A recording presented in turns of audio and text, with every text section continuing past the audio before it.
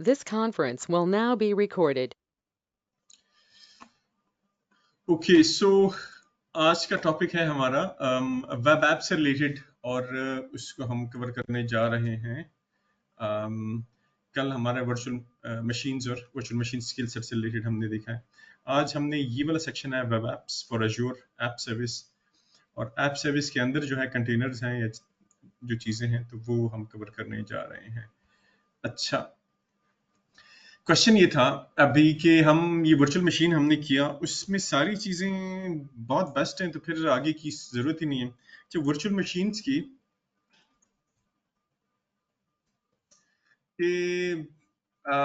Disadvantages क्या हैं?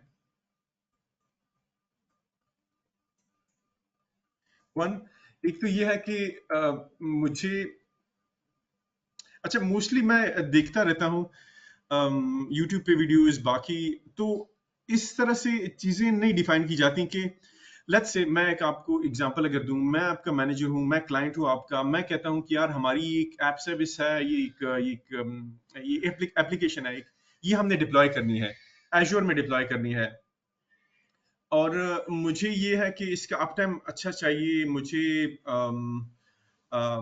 एक बेहतर एप्लीकेशन चाहिए, मैंने ये करना है कि ज्यादा बंदे मेरे ना यूज हों उसमें, मुझे आईटी टीम और इस तरह के लोग भी हायर ना करने पड़े, तो क्या ऑप्शन होगा? तो उस लिहाज से फिर आपके पास अगर आपको आइडिया है कि वर्चुअल मशीन के क्या एडवांटेजेस हैं, डिसएडवांटेजेस हैं, वर्चुअल मशीन स्किल सेट के क्या एडवांटेजेस डिसएडवांटेजेस हैं, वेब एप्स के क्या हैं, कंटेनर की सर्विसेज क्या हैं, बाकी अगर ऑप्शंस हैं हमारे पास, एज़्योर फंक्शंस हैं, चीजें हैं, तो उसका एक ओवरव्यू आपको अगर पता होगा तो फिर आप उसको एक बेहतर तरीके से आंसर कर सकते हैं और उसकी हेल्प कर सकते हैं। तो ये स्टार्ट में ये डिसीजन लेना कि कौन सी सर्विस यूज की जाए बहुत इंपॉर्टेंट है। उसकी उसके अलग से आप ये डिसाइड कर लेते हैं, ये डिसीजन आपका हो जाता है कि आपने वर्चुअल मशीन यूज करनी है, तो फिर उस वर्चुअल मशीन के अंदर की क्या चीजें होनी है वो बहुत इजी हो जाता है। आपने उस वर्चुअल मशीन की ही जो ऑप्शंस हैं पॉसिबल वही आपने यूज करने हैं, और उसके साथ ही आपने साल 2 साल 5 साल जो भी आपका प्रोजेक्ट है, जो एप्लीकेशन जितनी उसका टाइम है तो वो लेके चलना है, तो वो इजी हो जाता है आप उसी के रिलेटेड। लेकिन ये स्टार्ट में डिसीजन लेना बहुत इंपॉर्टेंट है। मैं अगर इस की वेबसाइट है इसको आपको दिखाऊं तो ये अगर देखिए तो हम स्टार्ट कर रहे हैं, लेट्स से कोई एप्लीकेशन है उसको, और उसको अगर हम माइग्रेट कर रहे हैं, और लिफ्ट एंड शिफ्ट मॉडल है जो कि हमने डिस्कस किया, लिफ्ट एंड शिफ्ट में हम एज इट इज जो हमारा सर्वर है उसको हमने लेके आना है, और उसमें हम कोई कंटेनराइज्ड ऑप्शन नहीं है हमारे पास, तो फिर मेरे पास दो ऑप्शन यहाँ पे आ जाते हैं। एक ही वर्चुअल मशीन है और दूसरा जो है ये एजूर ऐप सर्विस है। तो अगर मैं देखूं मैंने माइग्रेट करना है अपनी, लेफ्ट एंड शिफ्ट है, तो वर्चुअल मशीन एक बेहतर ऑप्शन है मेरे पास।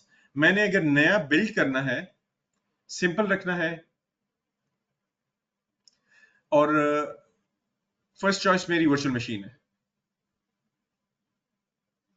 तो यहां से इजी हो जाता है। मैंने वर्चुअल मशीन जो है इन दो केसेस में यूज करना है।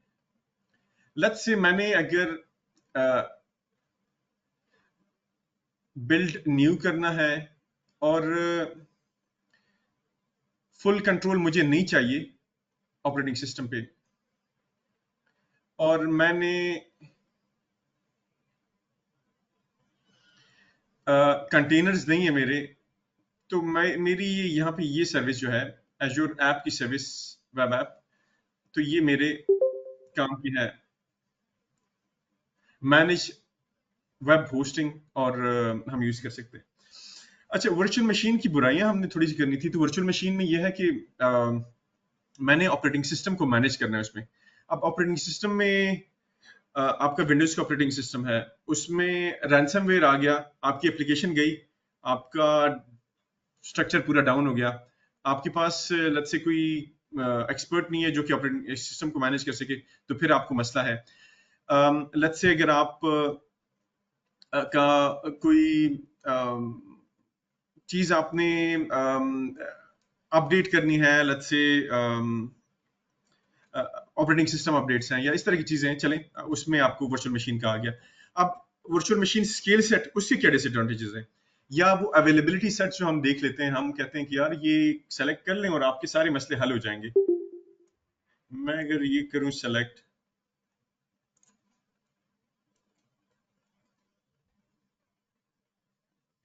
वर्चुअल मशीन स्किल सेट मैं सेलेक्ट कर लेता हूं, मैं क्रिएट कर लेता हूं।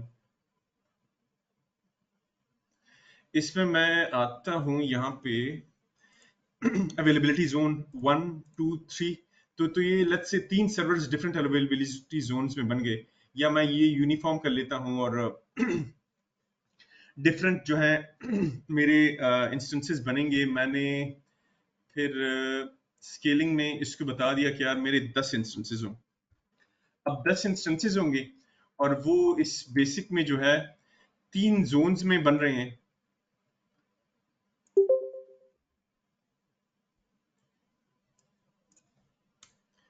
10 इंस्टेंसेस हैं और 3 जोन्स में बन रहे हैं। इन दोनों की आपस में रेप्लिकेशन कैसी होगी? आप कोई फाइल अपडेट करते हैं एक जगह पे, वो दूसरी जगह पे अपडेट कैसी होगी? वो नहीं होगी। तो ये आपकी जो 10 इंस्टेंसेस हैं, आपने एक इंस्टेंस पे कुछ काम किया, वो आपके दूसरे इंस्टेंस पे नहीं गई वो चीज। आपके जोन्स या डिफरेंट जोन्स में चीजें हो रही हैं। आपको उसकी रेप्लिकेशन के लिए अगर आपने टूल को यूज करने हैं तो वो अलग से यूज करने हैं। कि आपका कोड अपडेट हो तो गिटहब से कोई स्क्रिप्ट लगाना है कि वो इन 10 इंस्टेंसेस पे एट टाइम हो जाए। या फिर ये इंस्टेंसेस जो बनते हैं तो इनके लिए अगर हम देखें यहाँ पे, तो यहाँ पे कस्टम डाटा है। तो कस्टम डाटा हम उसके स्क्रिप्ट्स देते हैं कि यार जो भी नया इंस्टेंस बने उसमें ऑटोमेटिकली वर्डप्रेस इंस्टॉल हो, उस पे वर्डप्रेस में सारे जो आपका कोड है, जो एप्लीकेशन है, वो डिप्लॉय हो और वो अप होके आए। तो वो हमने एक इमेज रखनी होगी, उस इमेज से सारे फर्दर इंस्टेंस 10 हैं, 12 हैं, 20 बन रहे हैं तो उससे बनते हैं। और उस इमेज को भी हमने कंट्रोल करना होगा या उसको कस्टम डेटा देना होगा। तो वो चीजें जो है, आईटी का काम इसमें ज्यादा आ जाता है आपका। डेटाबेसेस, डेटाबेसेस इसमें रखेंगे। डेटाबेसेस एक दूसरे के पास साथ कैसे वो मिलके चीजें कैसे कम्युनिकेट करेंगी? डेटाबेसेस की अपनी जो है या तो क्लस्टर्स होते हैं या उसकी रेप्लिकेशन होती है जो कि ओल्ड टेक्नोलॉजी है। तो वो इसमें है, वो तो नहीं है इसमें वो चीजें। ब्लड से मेरा कोई एक वॉल्यूम है, एक इमेजेस हैं, वो इमेजेस जो हैं वो मेरे अपडेट होते रहते हैं। मेरे टेराबाइट्स ऑफ इमेजेस हैं। फेसबुक की तरह मेरी ऐप है, उसमें इमेजेस यूजर अपलोड करते जा रहे हैं। अब वो अपलोड करते जा रहे हैं, वो टेराबाइट्स ऑफ इमेज 1 टेराबाइट की मेरी, तो वो इन 20 इंस्टेंसेस में मैं 20 टेराबाइट्स में यूज करूंगा, उसको कैसे मैं हैंडल करूंगा? तो मुझे कोई दे सकते हैं इसके आंसर्स, या किसी के जहन में हो कोई ऑप्शन क्या किया जाए इस तरह के इश्यूज में? मैंने कंफ्यूज ये किया आपको? इमेजेस के जी लिए सर। तो आप सेपरेट स्टोरेज यूज कर लें हम्म, और वो स्टोरेज बिल्कुल जो है across multiple instances across multiple zones आपकी अवेलेबल हो तो वो तो फिर बिल्कुल। पॉसिबल हो जाएगा। इसके लिए ब्लॉब यूज किए जा सकते हैं, तो आगे जी। हम चेक और करेंगे। और वो ब्लॉब जो है, जो वो स्टोरेज जो है, वो सबके साथ कनेक्टेड हो। जी और सही। डेटाबेसेस का ये है कि आप अलग से अगर डेटाबेसेस के आपके इंस्टेंसेस रन हो रहे हैं और वो बिहाइंड हम्म, लोड बैलेंसर हैं और उनकी आपस में रेप्लिकेशन चल रही है तो और फ्रंट एंड पे ये जो आपके 20 इंस्टेंसेस हैं अगर ये सिर्फ एप्लीकेशन के लिए हैं तो फिर तो ये मैनेज किया जा सकता है इसको। लेकिन अगर वो वर्चुअल हाँ। मशीन के अंदर हैं तो फिर वो एक जहाँ तक मेरा ख्याल है, मेरे नॉलेज के मुताबिक उसमें कुछ इशू हम्म। आएंगे। आपको रेप्लिकेशन, मैनुअल रेप्लिकेशन कुछ टूल्स यूज़ करने पड़ेंगे जो कि फिर आप, या अगर कोई अयूर के अपने हैं तो मुझे उसका नहीं आइडिया, क्योंकि फर्स्ट टाइम हम्म। मैं अयूर की एज्योर स्टडी की कर रहा हूँ। अपनी अलग से डीबी का इंस्टेंस, जैसे आपने कहा बिल्कुल खुरम साहब, उस तरह बनाया जा सकता है, या हम कर सकते हैं कि डीबी की सर्विस यूज कर सकते हैं। वो आगे हम जाके थोड़ा सा एक्सप्लोर करेंगे। अम, जी। ज्यादा नहीं है इस कोर्स में, लेकिन एसक्यूएल की सर्विस है और माइस्क्यूएल की है, तो वो चीजें हम देख लेते हैं। जी, कोई और? इमरान हल सही कह रहे हैं हम? जी सर। जी सर, उसमें समझ तो यही आती है कि उसको जो स्टोरेज है या जो डेटाबेस है या जो इस तरह की सर्विस है जिसको आपको रेप्लिकेट करने की जरूरत पड़ सकती है, उसको independent hmm. Of all those instances कर दिया जाए। लाइक हम्म। क्लाउड में ही स्टोरेज आप अलग कर दें या क्लाउड में ही आप डेटाबेस जो है वो अलग कर दें, और जितने भी इंस्टेंसेस है उसको just as front end access करें, और that way you won't have to replicate the same thing on every location. बिल्कुल। अब Stresses हैं थोड़ा या सा मैं इधर advantages हैं। ये जरा इसका कॉन्सेप्ट बता दूं, जो बेसिक में ये है ना, अवेलेबिलिटी जोन। तो अवेलेबिलिटी जोन में 3 जोन्स में सर्वर्स वो क्रिएट कर देता है, लेकिन उसके दरमियान रेप्लिकेशन जो है वो आपने खुद मैनेज करनी है। उसमें सॉफ्टवेयर के टूल्स भी हैं, उससे किए जा सकते हैं। और अ, अ, आप अपना भी कोई चीजें स्क्रिप्ट्स बना सकते हैं जिससे आप करें। जो ये वीएम स्केल सेट है, जो वीएम स्केल सेट है, तो वो उसकी एडवांटेज है, उसके में ये है कि वो एक इमेज आप मैनेज करते हैं, और नए जो इंस्टेंस बनते हैं तो वो उस इमेज से बनते हैं। तो वो इसमें इस लिहाज से थोड़ा सा ये वीएम स्केल सेट जो है वो जरा फिर ये सिंपल अवेलेबिलिटी जोन से बेहतर है। अवेलेबिलिटी जोन मैं इसमें यहाँ पे डिसेबल भी कर सकता हूँ, और मैं वीएम स्केल सेट बना सकता हूँ।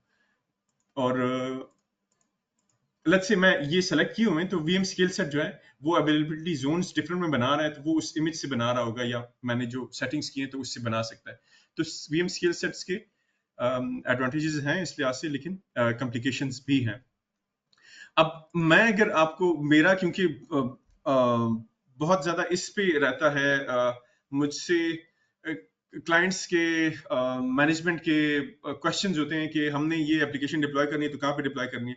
तो अगर मैं आपके लिए इजी करूं तो वर्चुअल मशीन इजी है, एक बहुत अच्छा ऑप्शन है लिफ्ट एंड शिफ्ट मॉडल के लिए। दूसरा है वेब एप्स जो है हमारी, या AWS में इलास्टिक बीनस्टॉक इसको कहते हैं, तो वो एक बेहतर ऑप्शन है।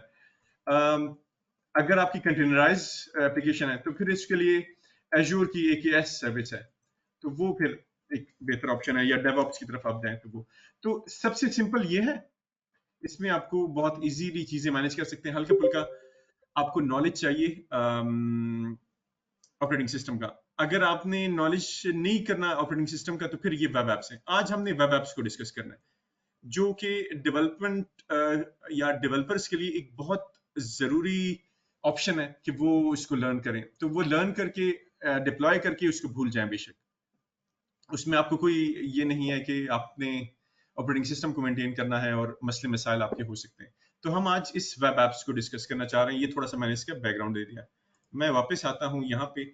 अब हमारा सेक्शन जो स्टार्ट हो रहे हैं, तो मोस्टली अब प्लेटफॉर्म एज ए सर्विस के हैं, या कुछ हाइब्रिड भी कह सकते हैं कि इंफ्रास्ट्रक्चर और प्लेटफॉर्म एज सर्विस को मिला के कुछ सर्विसेज हैं, जैसे कि कुबरनेटीज के हैं या डेवऑप्स के। अच्छा, वीएम, वर्चुअल मशीन और वेब ऐप, ये वीएम का लोगो हो गया, ये वेब ऐप का है।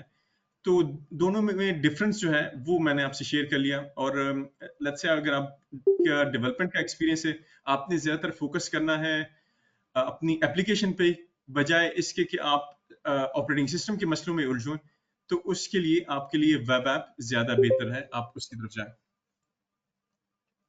Quickly create, deploy mission critical web apps that scale with your business. Web apps, Azure App Service, web apps allows you to focus on what is important for you, your application, while letting Microsoft Azure take care of the underlying infrastructure, delivering advanced capabilities. सही, तो जैसे यहाँ पे था, तो ये सारे चीजें जो है माइक्रोसॉफ्ट आपके लिए मैनेज कर रहा है और आपको आसान हो जाता है आपके लिए अपनी एप्लीकेशन पे फोकस करना जो है वो आसान हो जाता है।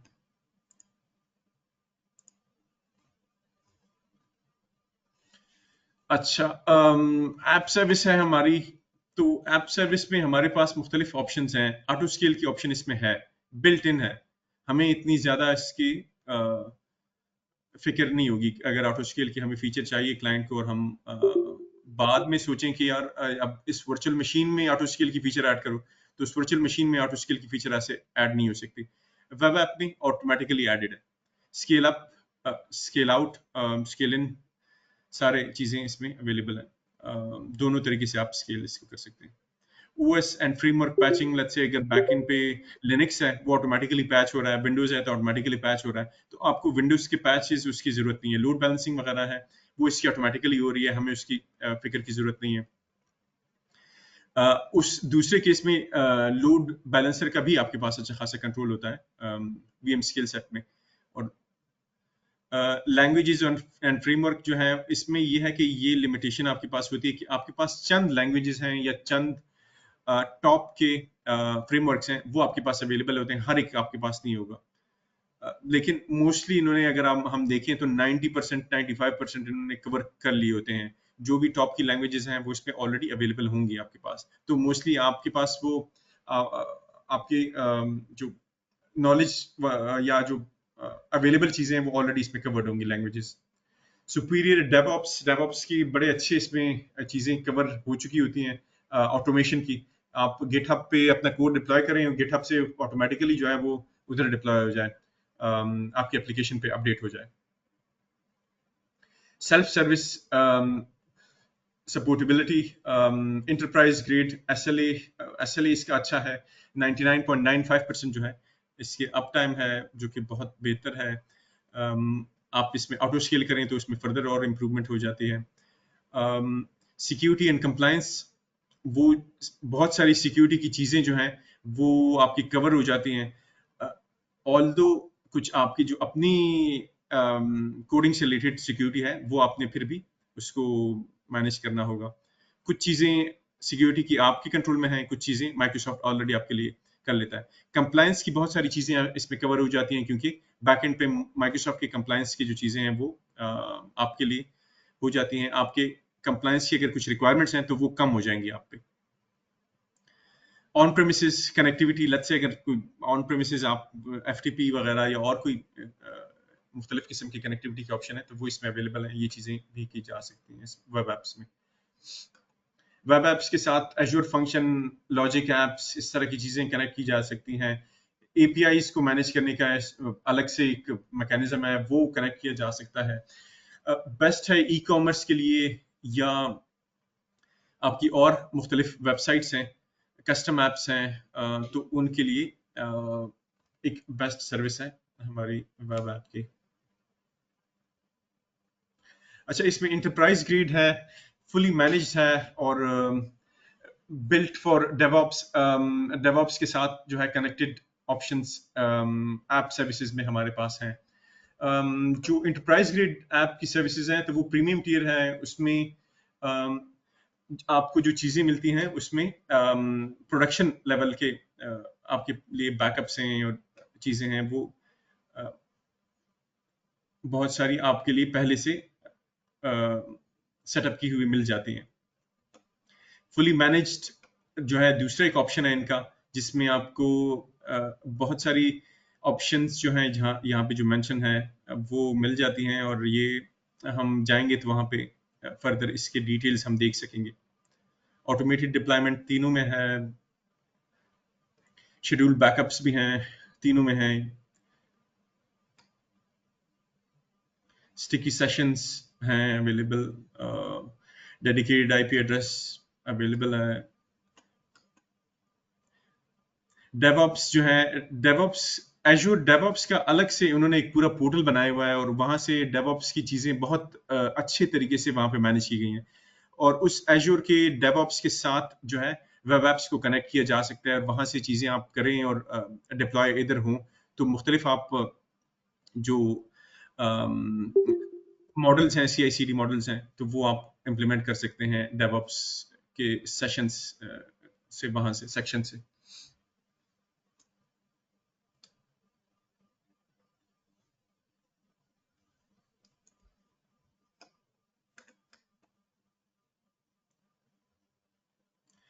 .NET, Node.js, जावा, PHP, पाइथन टॉप की ये लैंग्वेजेस हैं जो इसमें अवेलेबल हैं। Web jobs for long running tasks, integrated versus publish, remote debug, CI/CD with GitHub, Bitbucket और Visual Studio, उसके साथ बड़ा अच्छा इनकी इंटीग्रेशन है विजुअल स्टूडियो के साथ भी। ऑटो लोड बैलेंस है, ऑटो स्केल, जियो रिडंडेंसी वगैरह इसके लिए ऑप्शंस हैं। Virtual networking, hybrid connections, site slots और स्टेज डिप्लॉयमेंट्स। हमारे पास ऑप्शन है कि अच्छा वेब एप्स में हमारे पास ऑप्शन है, लेट्स से मेरी एप्लीकेशन है, मैं उसकी स्टेजिंग एनवायरनमेंट अलग से बना सकता हूँ और उसको टेस्ट कर सकता हूँ वहीं पे ही। तो उसका हम थोड़ा सा देखेंगे। अच्छा डिप्लॉय करना है तो मुख्तलिफ ऑप्शंस हैं। विजुअल स्टूडियो कोड वहीं से ही आप डिप्लॉय कर सकते हैं, वहीं से ही आप एज्योर के इंटरफेस पे आने की जरूरत ही नहीं है, वहीं से आप का कोड है वो आपको हेल्प कर सकते हैं कि आप वहीं से डिप्लॉय कर लें एप्लीकेशन। एज्योर पोर्टल से हो सकता है, CLI से हो सकता है, API से हो सकता है, PowerShell से हो सकता है, IS मैनेजर में भी शायद इन्होंने फैसिलिटी रखी है, वहां से भी हो सकता है वेब ऐप को डिप्लॉय करना।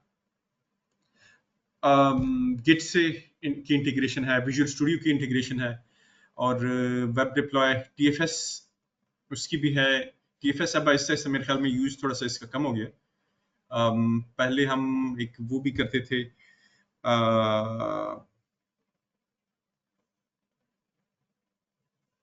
एक और था गिट से पहले, वो भी अब ऐसे ऐसे खत्म होता जा रहा है। तो गिट मोस्टली गिट जो है, गिट विजुअल स्टूडियो कोड इसका ज्यादा यूज कर रहे होते हैं डेवलपमेंट। SVN, हाँ सही है। तो कंटिन्यूस डिलीवरी बेस्ट है। आपके गिटहब के साथ कनेक्ट होके आप वहाँ पे कोड अपना अपडेट करते हैं और आपके ऑटोमेटिक डिप्लॉयमेंट जो है वो कंटिन्यूस डिलीवरी आपकी चलती रहती है। तो आपके लिए एक इजी टूल है कि आप कोड पे मोस्टली आप फोकस कर रहे होते हैं और बैकएंड पे इंफ्रास्ट्रक्चर जो है वो आपका एज्योर आपके लिए मैनेज कर रहा है। आपके लिए बहुत आसानी हो जाती है चीजें हैंडल करना।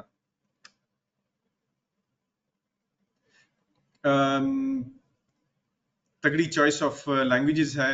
अच्छा इसमें जीरो ट्रस्ट स्ट्रेटजी हम कहते हैं, ये लास्ट ऑप्शन जो है एज्योर में। तो इसमें यह है कि मुख्तलिफ एप्लीकेशन जो आपस में कनेक्ट होते हैं तो उनकी कनेक्टिविटी का एज्योर ये कहता है कि ट्रस्ट किसी को भी ना करें, किसी यूजर्स को, किसी एप्लीकेशन को, किसी भी आप परमिशन दे रहे हैं उसको ट्रस्ट ना करें। तो जीरो ट्रस्ट मॉडल ये है कि आपने लोएस्ट पॉसिबल एक्सेस देनी है दूसरी एप्लीकेशन को वो कनेक्ट हो सके। तो लेट्स से आप अगर एज्योर ऐप सर्विस यूज कर रहे हैं, उसके साथ DB भी आपने सेलेक्ट किया है, तो वो ऑटोमेटिकली दोनों को इस तरीके से कनेक्ट कर देगा कि आपको ये जीरो ट्रस्ट एनवायरनमेंट जो है वो चीजें आपके लिए लोड बैलेंसर है या जो भी जो ऑटो स्केलिंग्स हैं, तो वो सारी चीजें जो है वो जीरो ट्रस्ट मॉडल पे उन्होंने ऑटोमेटिकली आपके लिए कॉन्फ़िगर की हुई है। तो इस लिहाज से सिक्योरिटी मेंटेन करने की आपकी जो ऑप्शन है तो वो चीजें बहुत कम हो जाती हैं। और अगर वो दूसरा मॉडल है जो VM स्केल सेट है, तो उसमें बहुत बड़ा आपके पास एक ग्राउंड है जो आपने सिक्योरिटी और जो जीरो ट्रस्ट लेवल है तो उस पे आपने उसको चीजें सेट करनी है। तो ये जीरो ट्रस्ट जो है ये सारी चीजें आपके लिए ऑटोमेटिकली सेटअप हो चुकी होती हैं। वेब ऐप गैलरी है, मार्केट प्लेस है आपके पास, वहां पे जाके आप मुख्तलिफ बिल्ट इन जैसे कि लैरावेल हो गया या बाकी डॉटनेट के हो गए, वर्डप्रेस हो गया, तो वो आपके पास बिल्ट इन ऑप्शन है, वो आप सेलेक्ट करेंगे, डिप्लॉय करेंगे, आपके लिए बहुत सारी चीज़ें ऑटोमेटेड डिप्लॉय होकर आपको मिल जाएंगी। चॉइस ऑफ डेटाबेसेस इन्होंने बड़ी अच्छी इसके साथ रखी हुई है और ऑटोमेटिकली भी आप कनेक्ट कर सकते हैं और बाद में भी कनेक्ट कर सकते हैं अगर आपने बाद में कोई ऐड करनी है डेटाबेसेस के साथ। अच्छा, चॉइस ऑफ लैंग्वेजेस यहाँ पे दोबारा हमने शेयर किया है। और नेक्स्ट में स्केल अप स्केल आउट का है। आपने छोटा इंस्टेंस से स्टार्ट लेके फिर उसको बड़ा किया और फर्दर बड़ा किया, तो ये आपके पास स्केल अप की ऑप्शंस इसमें बिल्ट इन अवेलेबल है। स्केल आउट की भी आपके पास ऑप्शन है। आपने एक से ज्यादा ऐप सर्विसेज डिप्लॉय करनी है तो वो वहां पे आपके पास ऑप्शन है। अब ये किस केस में एक से ज्यादा आपके लिए स्केल आउट की ऑप्शंस आपके लिए काम आती हैं, मैं आपको एग्जांपल दे देता हूं कि एक एप्लीकेशन है लग से, उसमें बहुत ज्यादा कनेक्शंस बनते हैं, स्पेशली आपके जावास्क्रिप्ट के, और जिनमें वेबसाइट हो उसमें बैकएंड पे बहुत ज्यादा डेटाबेस के साथ चीजें कनेक्ट हो रही हो, आपकी वेब सर्वर के साथ बहुत चीजें कनेक्ट हो रही हो, वहां से बहुत ज्यादा चीजें लेके आ रहा हूँ, मुख्तलिफ किस्म के विजुअलाइजेशन उसमें हो रहे हैं। तो उसमें होता ये कि अपाची का या इंजनेक्स का या जो भी वेब सर्वर यूज हो रहा है, तो उस वेब सर्वर की अपनी भी लिमिटेशंस होती हैं, उसके कनेक्शंस की लिमिटेशंस होती हैं। तो आप एक इंस्टेंस को, एक वर्चुअल मशीन है उसको जितना भी बड़ा कर लें, उस इंस्टेंस में, उस वर्चुअल मशीन में वेब सर्वर जो है उसकी अपनी भी लिमिटेशंस है। उस वेब सर्वर के अपने वर्कर्स हैं, उसके अपने वो सर्वर्स बनाता है छोटे छोटे, जो कि आपके कनेक्शंस हैंडल करता है, तो उसकी लिमिटेशंस आ जाती हैं। तो लेट्स से आपके पास अगर मल्टीपल वेब सर्वर्स होंगे तो वो इजीली वो कनेक्शन लिमिट जो है वो आप को मस्ता नहीं करेगी और आप उसको हैंडल कर सकेंगे।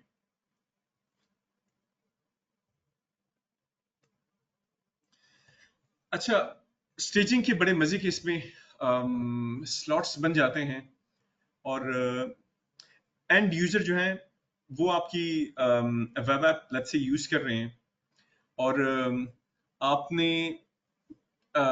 विजुअल स्टूडियो कोड ऑनलाइन उसके साथ लेट्स से इसको कनेक्ट किया हुआ है, एक दूसरी आप डिप्लॉय कर लेते हैं गिट हब से। और मैं अब जाता हूं ये सेकंड सेक्शन में, तो लेट्स से ये दूसरी मैंने एक डिप्लॉय कर ली स्टेजिंग सेशन, और फर्स्ट मेरा डेवलपमेंट का था, ये दूसरा मेरा स्टेजिंग है। तो आपके पास स्वैप का ऑप्शन होगा, आप स्वैप के बटन पे क्लिक करेंगे, आपका स्टेजिंग जो है वो डेवलपमेंट प्रोडक्शन जो है वो स्टेजिंग हो जाएगा, स्टेजिंग जो है वो प्रोडक्शन हो जाएगा, या डेवलपमेंट का या जो भी अपने एनवायरनमेंट बनाए तो उनको स्वैप कर सकते हैं और विद इन सेकंड जो है उसको लाइव कर सकते हैं। लाइव होके आप चेक करते हैं, आपको पसंद नहीं आता वापस स्वैप कर लें इसको।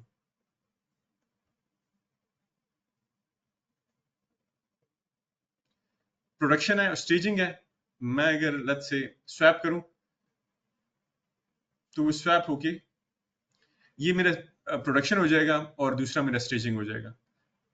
मैं लेट्स से मैं देखता हूँ कि यार ये तो प्रोडक्शन जो मैंने बनाया है उसमें मसले हैं अभी भी, और कुछ क्लाइंट की तरफ से कुछ कंप्लेंट्स आ गई, तो मैनेजर ने कहा कि यार ये तो वीकेंड आ रहा है, फ्राइडे है, आप ऐसा करें कि इसको फर्दर जो है टेस्टिंग आपने करनी है और चीजें सेट करनी है, तो मैं वो वापस कर दूंगा। मैंने वापस स्वैप करके ब्लू वाले को प्रोडक्शन कर दिया और ग्रीन वाले को स्टेजिंग कर दिया। मंडे को चीजें मेरी सेट हो गई वापस, तो फिर वापस मैंने ग्रीन वाले को प्रोडक्शन कर लिया, ब्लू को वापस स्टेजिंग कर लिया। विजुअल स्टूडियो कोड या ये सिंपल मेरे ख्याल में विजुअल स्टूडियो है, हाँ, और उसके साथ डिप्लॉयमेंट है इसकी स्टेजिंग की, वहां से भी आपको इसकी चीजें नजर आ रही होती हैं। बड़ा अच्छा इंटीग्रेशन इन्होंने दी हुई है एज़्योर ऐप सर्विस की। ये दूसरा इमेज है जिसमें विजुअल स्टूडियो के साथ कनेक्टिविटी इसकी दिखाई गई है।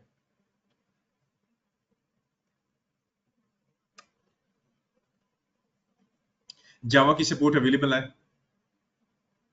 और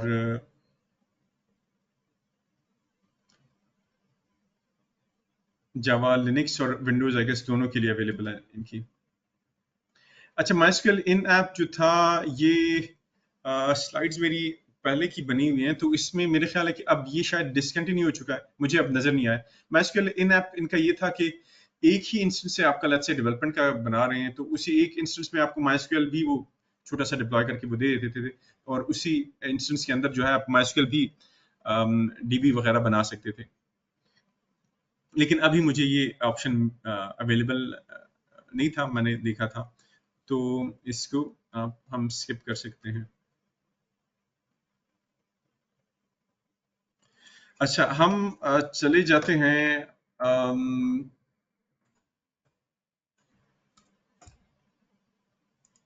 डिप्लॉयमेंट की तरफ कि इसको हम डिप्लॉय करके देख लें। तो मैं होम पे आऊंगा और मेरे पास वेब एप्स में मुख्तलिफ ऑप्शंस हैं। मेरे पास स्टैटिक भी ऑप्शन है एक।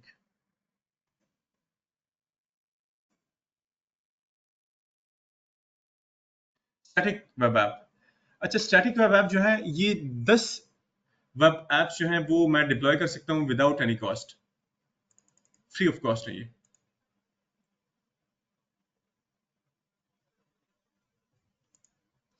मैं करता हूँ न्यू सब्सक्रिप्शन, इसको बाद में हम डिलीट कर देते हैं ताकि हमें आइडिया हो रिसोर्स ग्रुप का। तो मैं स्टैटिक वेब एंड डिलीटेड इसके साथ लिख देते हैं ताकि मैं इसको डिलीट कर दूं। फिर वेब ऐप का नाम मैं लिख देता हूँ कि स्टैटिक डॉट क्या था, पिक्चर सिपते हैं। आपकी वेबसाइट का नाम क्या था? पैचर लकी पैचर लकी, PATCHERLUCKY.com, पैचरलकी.com। अच्छा, ये इसका अच्छा नाम है, मैं इसका लिख लेता हूँ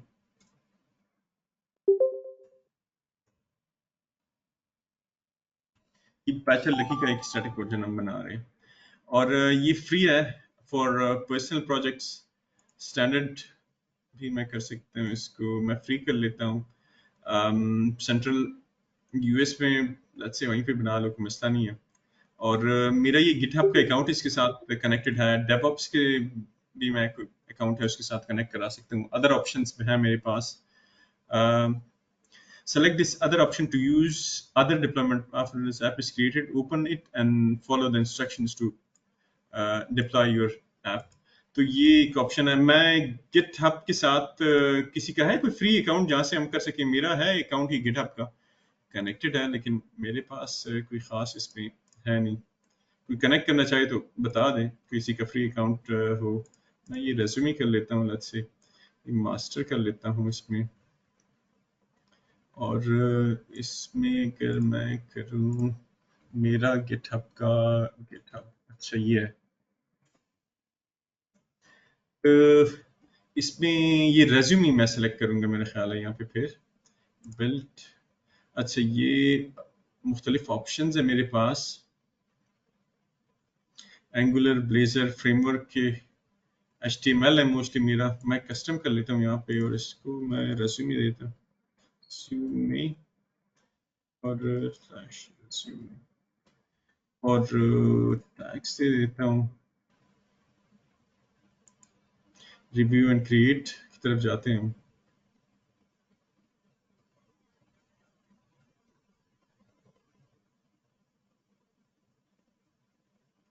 मैं ये क्रिएट कर देता हूँ। अब प्लान हमारा क्या है? प्लान हमारा ये है कि ये एक स्टैटिक साइट में बनाऊंगा, उस पर कुछ भी लिख दूंगा, टेस्ट वगैरह, और गिटहब के साथ मेरे कनेक्टेड है, वहां से मैं इसको कोई कोड मैंने अपडेट करना है, CV अपडेट करनी है, तो मेरी आ जाएगी यहाँ पे। और DNS का भी यहाँ पे काम आ गया कि DNS में मैंने इसको एक नाम भी देना है ताकि ज़रा ये प्यारा लगे, IP से या दूसरे कोई नाम से हम ब्राउज ना करें। तो मैं इसको नाम दे दूंगा स्टैटिक वेब बल्कि सिर्फ स्टैटिक कर लेते हैं। और इसका आईपी एड्रेस के बजाय मैं यहाँ पे ऑप्शन दूसरा यूज करूंगा जो कि मेरे पास है एजोर रिसोर्स में। सब्सक्रिप्शन मेरी यही है और रिसोर्स में स्टैटिक वेब ऐप है। इसमें ये स्टैटिक मैंने ये बनाया था तो ये इसको मैंने दे दिया। अब मैंने क्या किया देखिए, मैं नॉर्मली हम कहते थे ए रिकॉर्ड बनाते थे और उस आईपी को असाइन कर देते। अब इसकी आईपी मेरे पास है नहीं, तो आईपी के बगैर जो है यहाँ पे ये डीएनएस में मेरे पास ऑप्शन है कि मैं एलियस रिकॉर्ड सेलेक्ट कर लूं। तो एलियस में ऑप्शन मेरे पास जो है, फिर मेरे एजूर में जो चीजें सपोर्टेड हैं डीएनएस के साथ कनेक्ट होने की, तो वो मेरे पास ऑप्शन आ जाएगी। तो एलियस मैंने सेलेक्ट किया यहाँ पे ये एलियस टाइप सेलेक्ट किया। एजूर रिसोर्स मैंने कोई कनेक्ट करना है। सब्सक्रिप्शन मेरी यही एक ही सब्सक्रिप्शन है, सब्सक्रिप्शन बिलिंग लेवल पे मेरा वो होता है। फिर रिसोर्स ग्रुप, उसके अंदर जो है मेरी कौन सी ऑप्शंस हैं जो कि लाइव की जा सकती हैं। तो उसमें मुख्तलिफ आईपीज हैं। ये वर्डप्रेस की आईपी मैं दे सकता हूँ कि यार इसको लाइव कर दो स्टैटिक से, या मैं ये फ्रंट डोर की अगर अच्छा ये नहीं बनाई, मैंने ये दूसरी एक स्टैटिक मेरी एप्लीकेशन है इसका मैं कह सकता हूँ, या मैं ये जो अभी नई बनाई है तो वो बता सकता हूँ। तो मुझे यहाँ पे इस डीएनएस रिकॉर्ड में आईपी वगैरह दी बगैर मैंने इसको ऐड किया और मैंने स्टैटिक का जो था उसको कनेक्ट कर दिया वेब ऐप के साथ। मैं जाता हूँ वापस होम पे और मेरी ऐप सर्विसेज हम देख लेते हैं। अच्छा, मैं ये चेक कर लेता हूँ कि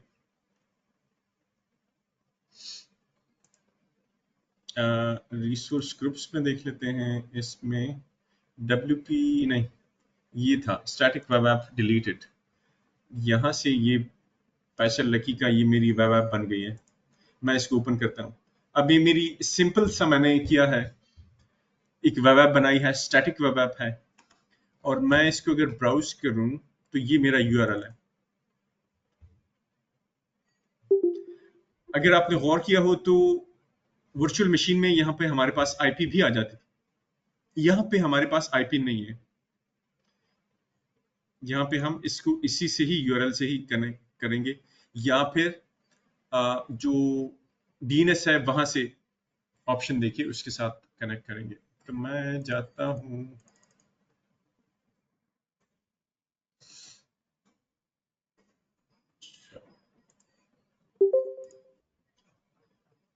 ये मेरी स्टैटिक वेब ऐप डिप्लॉय हो चुकी है। अच्छा, रेज्यूमी मेरी उसने नहीं उठाई। शायद मैंने जो गिटहब की मेरा नॉलेज जरा थोड़ा सा शायद इतना अच्छा है नहीं, तो वरना वो गिटहब से मेरा वो सोर्स भी उठा के उसमें कर लेता। अच्छा, वो रन हिस्ट्री देख रहा हूँ कि गिट, तो मेरी ये CI/CD पाइपलाइन जो है उसने कोई थोड़ी देर पहले डिप्लॉय की है।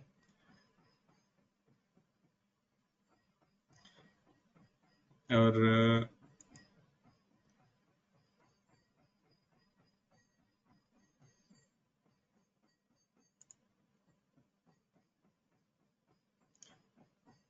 अच्छा, मैं यहाँ पे इसके ग्राफ्स जो है मुझे वो नजर आ रहे हैं। SKU, इसका जो SKU है वो मोस्टली बिलिंग से रिलेटेड है, बिलिंग मॉडल। तो SKU जो हमारा विंडोज में था हाइब्रिड बेनिफिट वाला, तो अगर हाइब्रिड बेनिफिट होगा तो यहाँ पे हाइब्रिड बेनिफिट आपको नजर आएगा, और पे एज यू गो है तो वो चीजें भी आपको यहाँ से नजर आ सकेंगी कि क्या क्या मॉडल है। कितनी क्या हम रिक्वेस्ट तो static.patcherlucky.com से एक्सेस कर सकेंगे? क्या हाँ, हम उसकी कोई मेन ये है कि अब उससे हम एक्सेस करते हैं static dot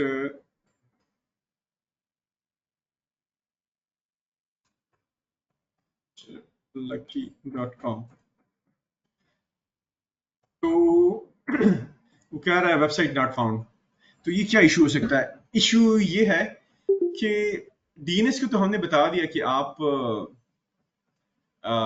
इस वेबसाइट को लाइव करें। हर जगह आपको जो मसले आएंगे तो दो चीजों के आएंगे, डीएनएस और वेब सर्वर। अब डीएनएस को पता है कि मैंने कहाँ जाना है, वेयर टू गो, सही है और गुड है ये, लेकिन वेब सर्वर को पता नहीं है कि मैंने इस वेबसाइट को static डॉट उसको मैंने होस्ट करना है, तो वो इसमें जो है मुझे वेबसाइट नॉट फाउंड कर दे रहा है। हम इसको फिक्स करते हैं। वापस मैं यहाँ पे आता हूँ। अच्छा, यहाँ पे बाकी भी ऑप्शंस हम देखते हैं। इसमें कस्टम डोमेन का ऑप्शन है मेरे पास। मैं यहाँ पे ऐड करूंगा custom domain on Azure DNS, मैंने सेलेक्ट कर लिया और डोमेन नेम मैं सेलेक्ट कर लेता हूँ static.lucky.com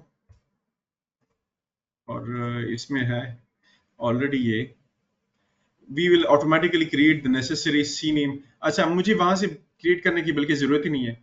एज़्योर कह रहा है मैं खुद ही आपके लिए कर लेता यार, आपको डीएनएस में जाने की जरूरत ही नहीं है।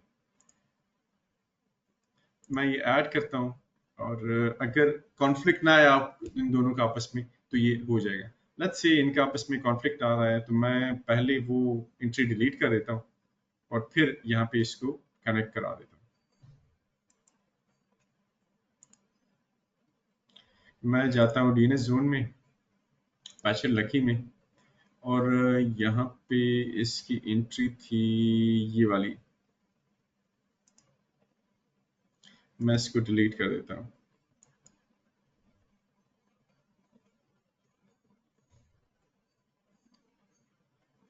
ये डिलीट हो रही है।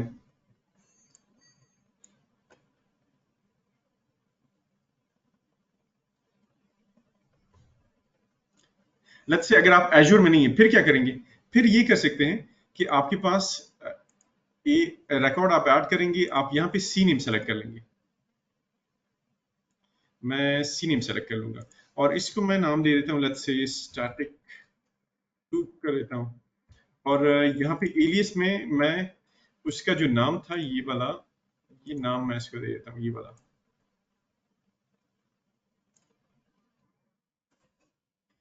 तो जरूरी नहीं है कि आप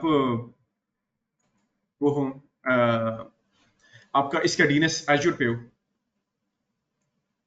तो हमने एक स्टैटिक 2 बना लिया और इसको भी टेस्ट कर लेते हैं फिर। और मैं वापस आता हूँ, पैचर लकी स्टैटिक वेबसाइट है मेरी इसमें, और यहाँ पे हम कॉन्फ़िगरेशन नहीं, कस्टम डोमेन्स में था। कस्टम डोमेन्स में ऐड करते हैं custom domain on Azure DNS कर लेते हैं। यहाँ पे मैं इसको नाम दे देता हूँ स्टैटिक डॉट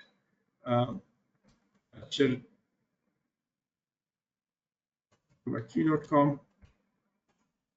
पैचर इनफैक्ट मैं सिर्फ स्टैटिक की भी इसकी कहूँ तो शायद ये उठा ले।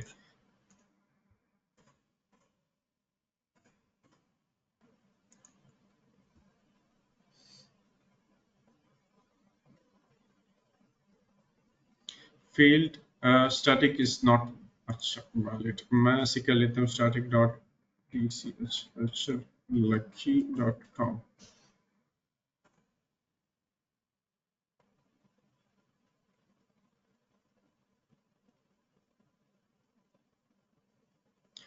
तो ये देखते हैं एंट्री ऐड होती है या नहीं होती। अच्छा, इन द मीनवाइल हमने वो दूसरी एंट्री ऐड की थी, हम वो जरा उसको टेस्ट कर लेते हैं कि static2.patcherlucky.com। तो ये हमारी, अच्छा स्टैटिक 2 भी यहाँ पे हमने डिफाइन नहीं की तो शायद वो नहीं आ रही, उसको भी करते हैं डिफाइन।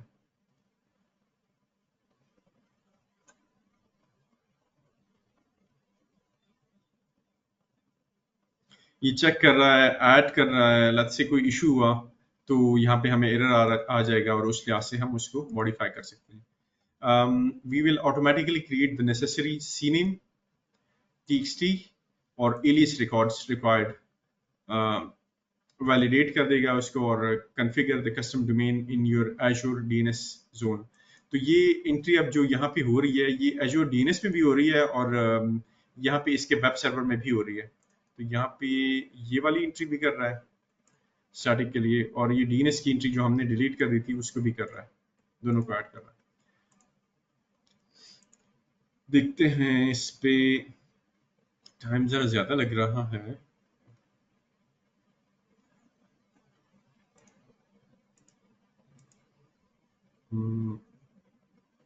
मैं दूसरा भी ओपन कर देता हूँ इसका।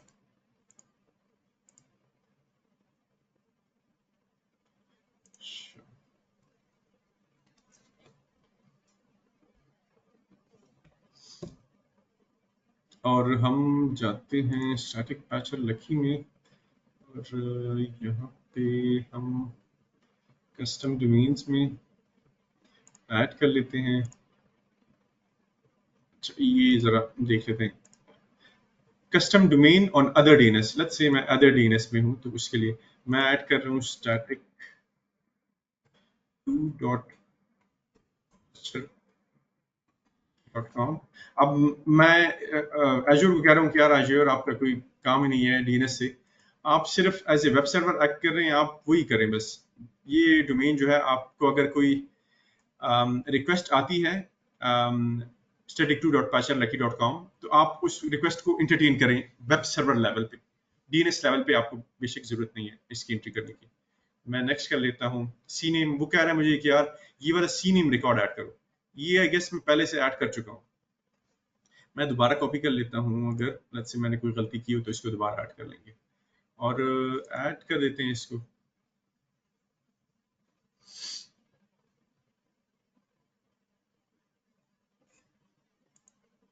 अच्छा, ये यहाँ पे ये एंट्रीज की हो गई है।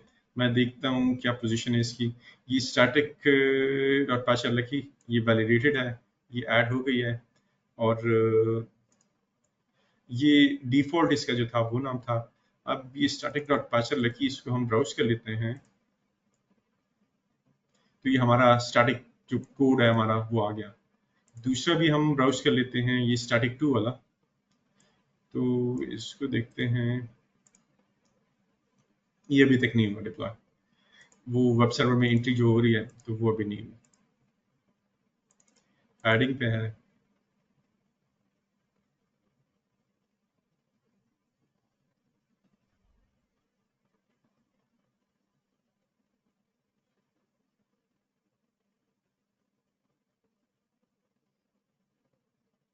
अच्छा, हम इन द मीनवाइल ये बाकी इसके ऑप्शंस देख लेते हैं। तो कॉन्फ़िगरेशन के और बाकी, क्योंकि ये एक स्टैटिक वेबसाइट है तो इसमें इतने ज़्यादा फीचर्स होंगे नहीं। और ये IAM रोल्स हैं, ये फ्यूचर में हम डिटेल में देखेंगे, फिलहाल इसको हम डिस्कस नहीं करते।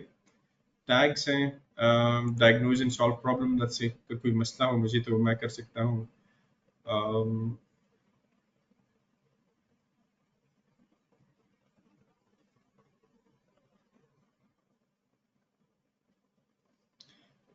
अवेलेबिलिटी एंड परफॉर्मेंस या और चीज़ें कुछ ट्रबल शूट करनी हो तो ऑप्शन है उसके। कॉन्फ़िगरेशन की मेरे पास क्या ऑप्शन है?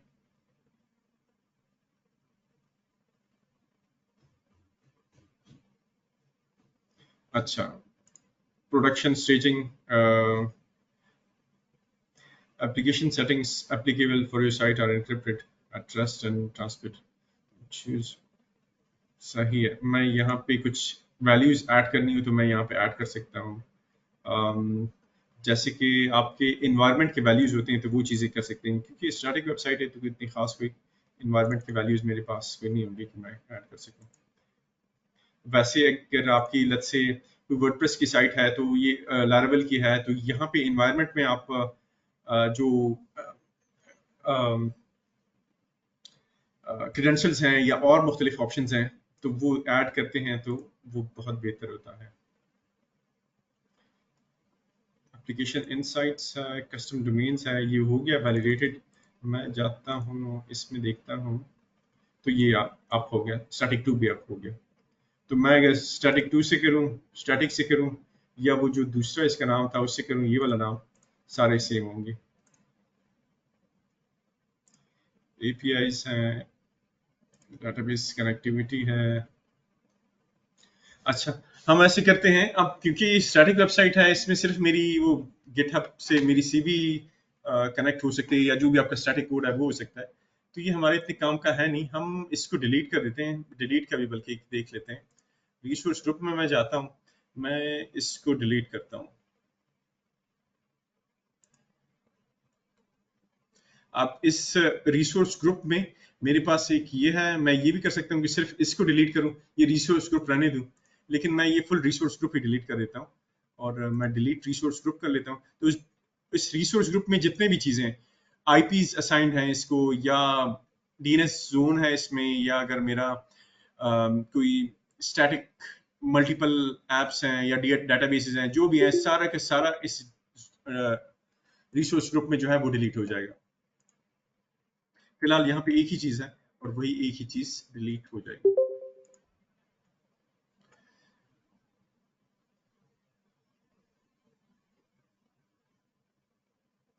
अच्छा, हम अब जाते हैं होम पे और हम बताते हैं अब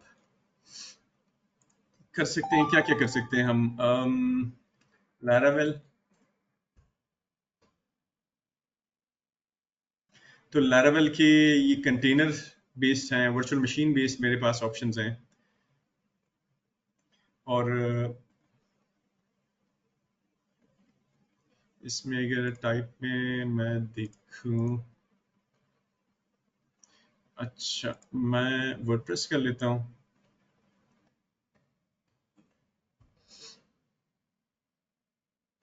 और टाइप में मैं अगर देखूं एज़्योर एप्लीकेशन में, तो मेरे पास ये चंद ऑप्शन आ गए।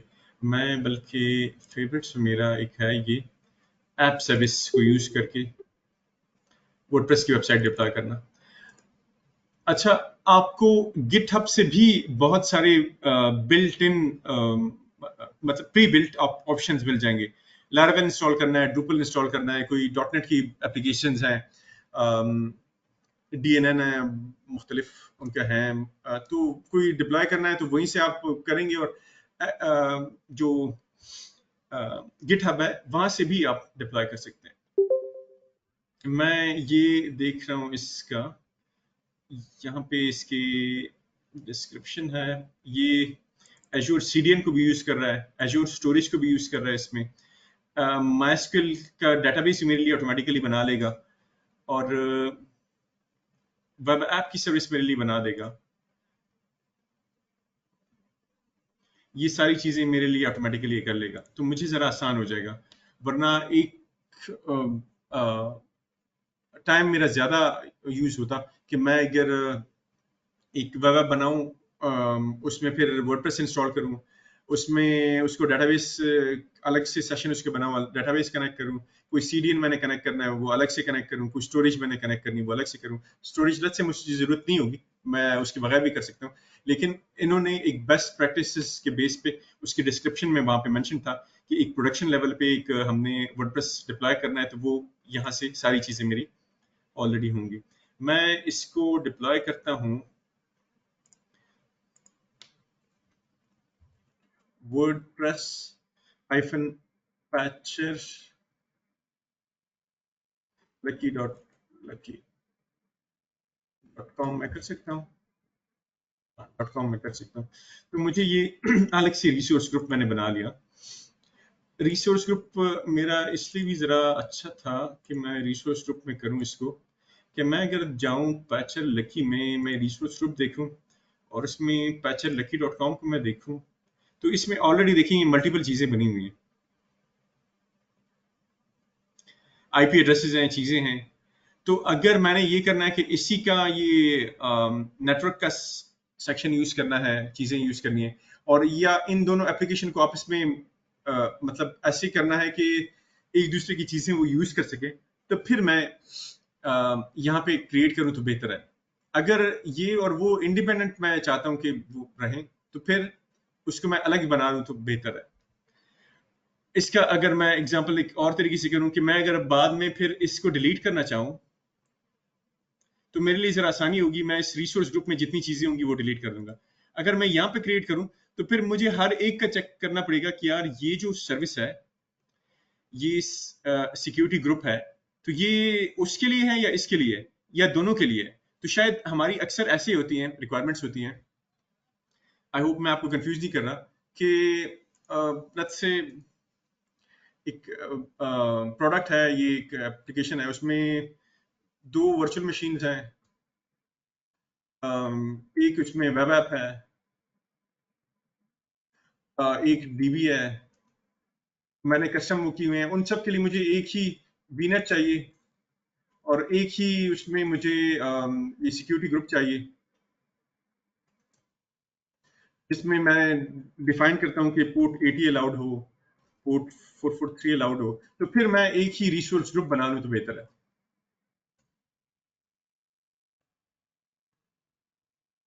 सही है, मैं फर्दर इस पे टाइम जाया किए बगैर मैं सेलेक्ट करता हूँ, आई होप मैं आपको ब्लोर नहीं कर रहा। साउथ सेंट्रल यूएस है, दैट्स फाइन। मैं ऐप इसको नाम दे देता हूँ पैचर लकी,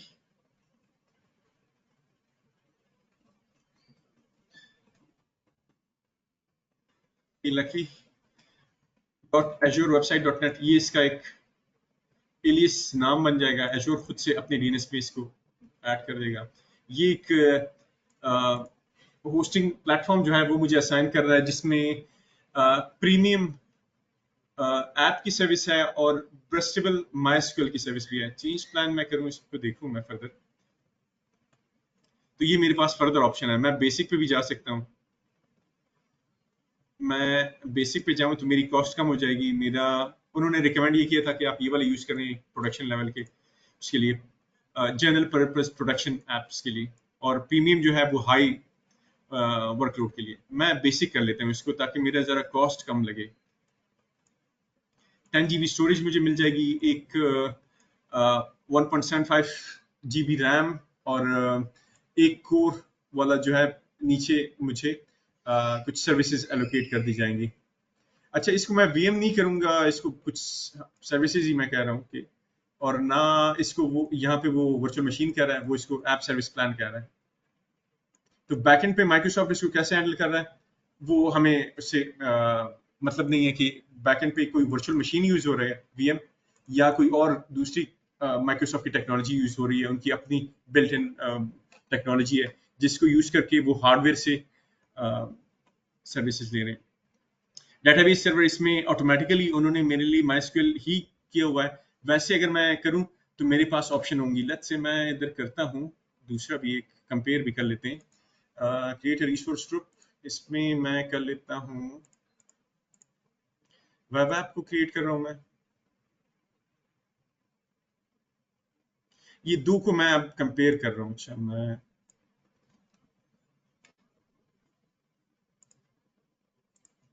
एक वर्डप्रेस का हम बना रहे हैं, एक दूसरे बना रहे हैं, तो यहाँ पे मैं कर लेता हूँ try new web plus database experience. तो डीबी मुझे बनाने की ऑप्शन भी यहाँ पे मिल जाएगी। अदरवाइज जो है सिर्फ सिंपल कोड होगा, डीबी मैंने अलग बनानी होगी। ये ऑप्शन जो है मैं ये वाला कर लेता हूँ, ये जरा बेहतर है, वेब ऐप प्लस डीबी। सही है, मैं यहाँ पे लेट्स से कोई भी कर लेता हूँ, ये मैं यहाँ पे नहीं बनाऊंगा, ये वैसे ही टेस्टिंग के लिए मैं कर रहा हूँ।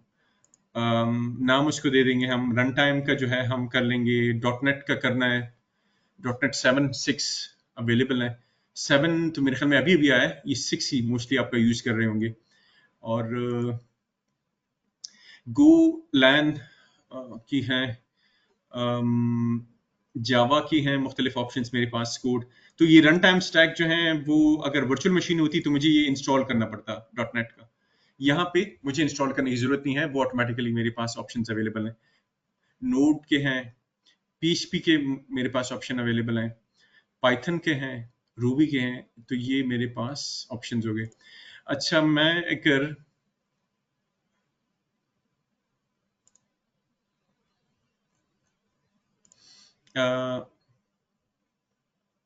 रन टाइम स्टैक है इसमें।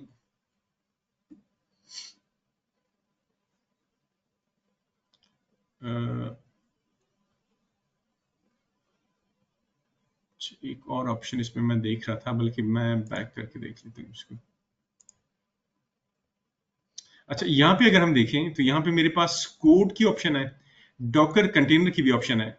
अगर आपके पास डॉकर बेस्ड कोई सेटअप है जिसको आप डिप्लॉय करना चाहें तो वो उसको आप यहाँ पे डिप्लॉय कर सकते हैं। लिनक्स बेस्ड या विंडोज बेस्ड मेरे पास ऑप्शन है, या स्टैटिक वेब ऐप है तो स्टैटिक वेब ऐप में मैं करता हूँ तो बाकी ऑप्शंस बहुत सारे मेरे लिए डिसेबल हो जाते हैं।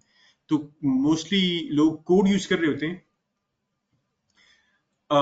डॉकर को भी यूज किया जा सकता है और हम कोड यूज करेंगे यहाँ पे, और मैं वापस इसी में जाता हूँ।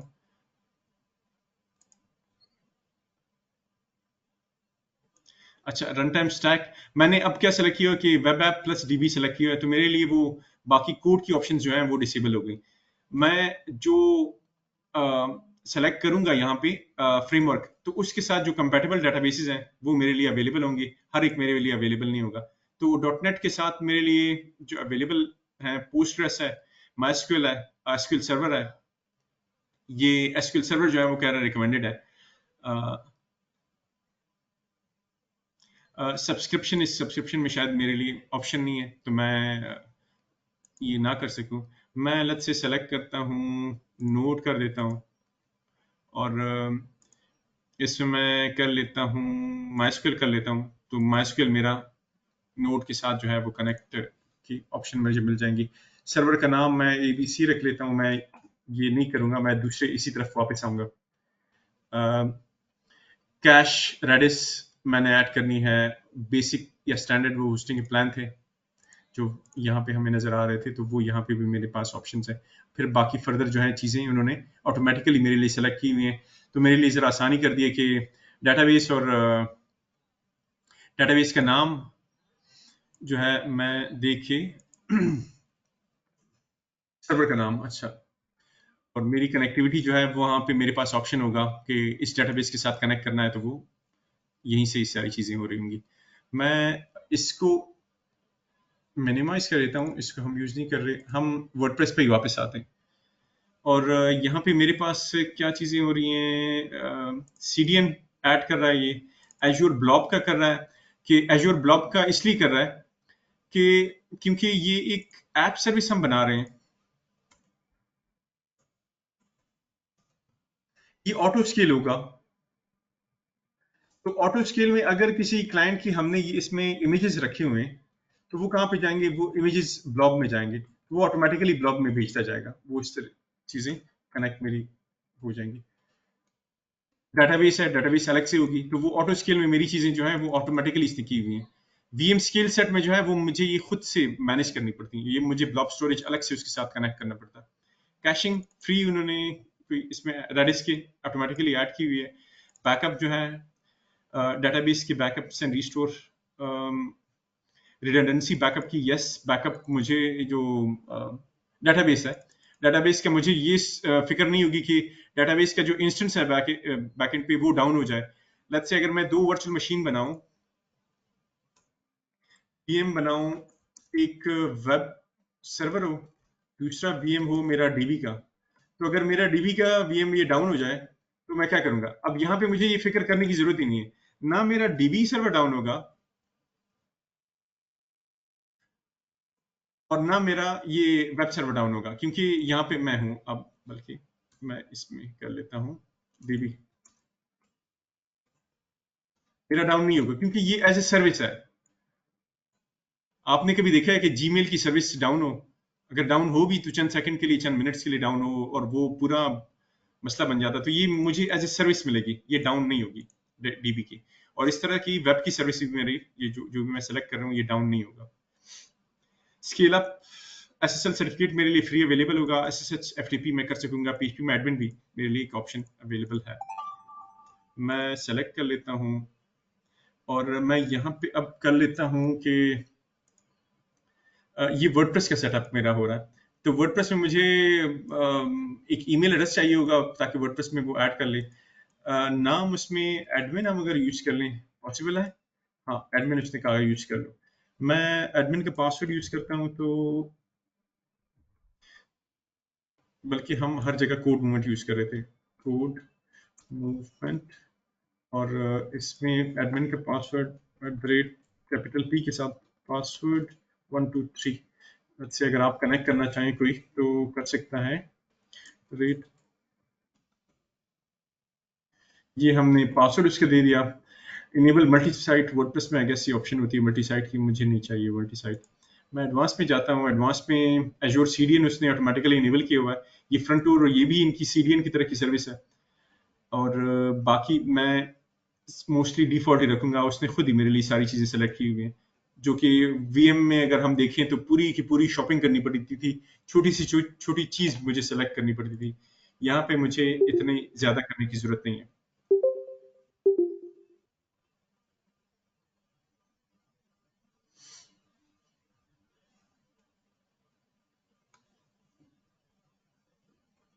मैं इसको, ये चीजें मेरी हो गई हैं। वो कह रहा है कि पासवर्ड वगैरह ये सेव, अच्छा ये डिप्लॉयमेंट से पहले मैं सेव करूं तो ज्यादा बेहतर है। डीबी नेम, यूजर नेम, ये बैकएंड पे ये मेरे लिए खुद करके कनेक्ट भी कर देगा। ये मैं सेव कर लेता हूँ अपने पास वैसे, सिर्फ अभी के लिए, कि लत से मैं भूल ना जाऊं। और ये इसके डीबी के पासवर्ड है, ये भी मैं कॉपी कर लेता हूँ। ये सारा का सारा कॉपी कर लेते हैं।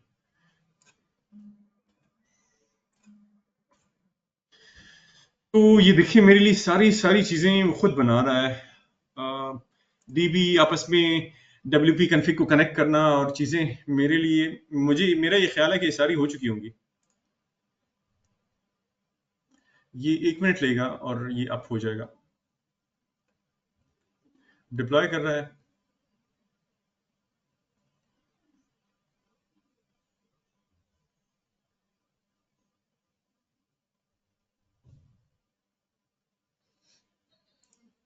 इनपुट्स, अच्छा, और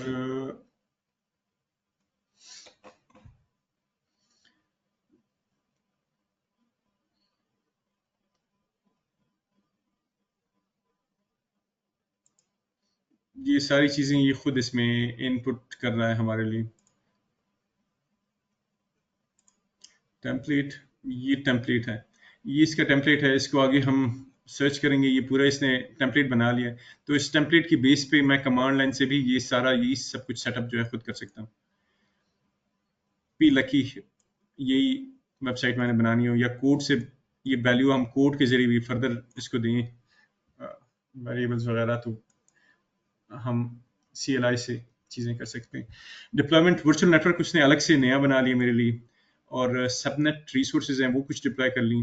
प्राइवेट डीएनएस जोन इसने बना लिया। प्राइवेट डीएनएस जोन अब क्या है? प्राइवेट डीएनएस जोन इस रिसोर्स ग्रुप के अंदर एक अपना डीएनएस बनाया। अपना डीएनएस इसने उसमें इसलिए बनाया है कि ये इंटरनली जो है डीबी को भी एक्सेस करेगा, बाकी भी कोई सीडीएन की और सर्विसेज हैं, लोड बैलेंसर है, उन चीजों को एक्सेस करेगा। तो वो अगर मैं ये मैनुअली करता तो ये मुझे प्राइवेट डीएनएस मैनुअली खुद बनाना पड़ता और सारी चीजें आपस में उस डीएनएस में बतानी पड़ती। जो हमारे यूजर्स हैं जिन्होंने प्राइवेट डीएनएस यूज किया हुआ है, तो उसमें बताना पड़ता है कि ये मेरा डेटाबेस सर्वर है, इस तरफ ऐसे जाओगे, और फिर वो कोड में उसी तरह से बताना है। तो वो बहुत सारी चीजें जो है मेरा कई घंटों का, कई दिनों का शायद काम उसने मेरा आसान करके वो खुद से ये सारी चीजें करके मेरे लिए डिप्लॉय कर रहा है। ये प्राइवेट डीएनएस सर्वर बना रहा है, उसमें फिर वो एंट्री सारी कर रहा है, और उसी लिहाज से कोड में जो है सारी एंट्रीज मेरी हो रही होंगी। तो अब मेरे लिए इंफ्रास्ट्रक्चर ये खुद बना रहा है। जो हमने देखा था तो वो सारा इंफ्रास्ट्रक्चर जो है वो एज़्योर मेरे लिए खुद बना रहा है, और मुझे काम जो है मुझे कम करना पड़ रहा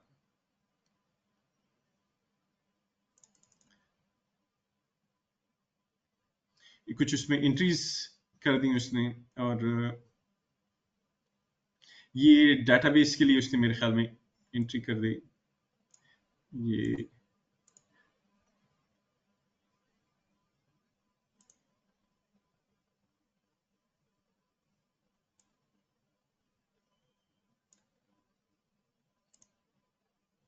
अच्छा, azure database for MySQL flexible. अच्छा, ये फ्लेक्सिबल जो है बड़ा अच्छा इनका MySQL की ऑप्शन है। फ्लेक्सिबल में होता ये है कि वो MySQL आपका जो है खुद से अपने आप को स्केल अप कर लेता है या स्केल आउट कर लेता है खुद से। अगर आपका लोड आता है तो वो अपने आप को एक्सपेंड कर लेता है, अगर आपका लोड नहीं है तो उसलिए से आपको कम रिसोर्सेज असाइन करता है, तो आपको बचत भी होती है और आपकी जो अवेलेबिलिटी है आपकी सर्विस की तो वो ज्यादा हो जाती है, बजाय इसके कि मैं इसको एक सिंपल एक MySQL का दूं ऑप्शन। मैं अगर देखूं यहाँ पे, आई गेस दूसरा में हम उसको देख लेते हैं जो हमारे पास यहाँ पे ओपन है। तो मैं अगर देखूं डाटाबेसेस का सेक्शन हम देख लेते हैं क्विकली तब तक। तो डाटा MySQL देख लेते हैं।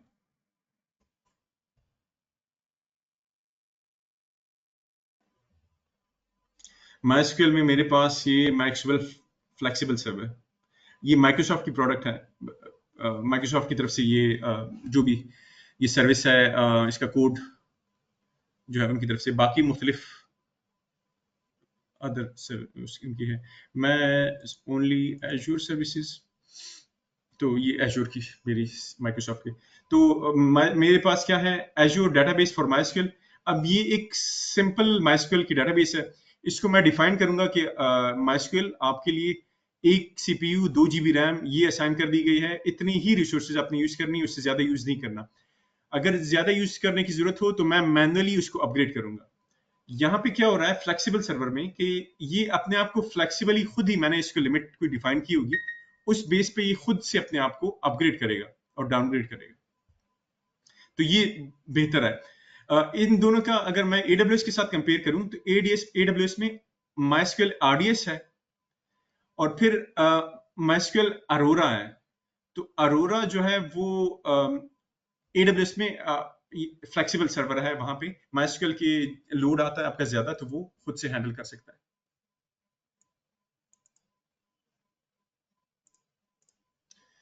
अच्छा, ये अभी भी अच्छा डिप्लॉयमेंट इन प्रोग्रेस है, और हम अगर ये देख लेते हैं तब तक ये MySQL को देख लेते हैं यहाँ पे।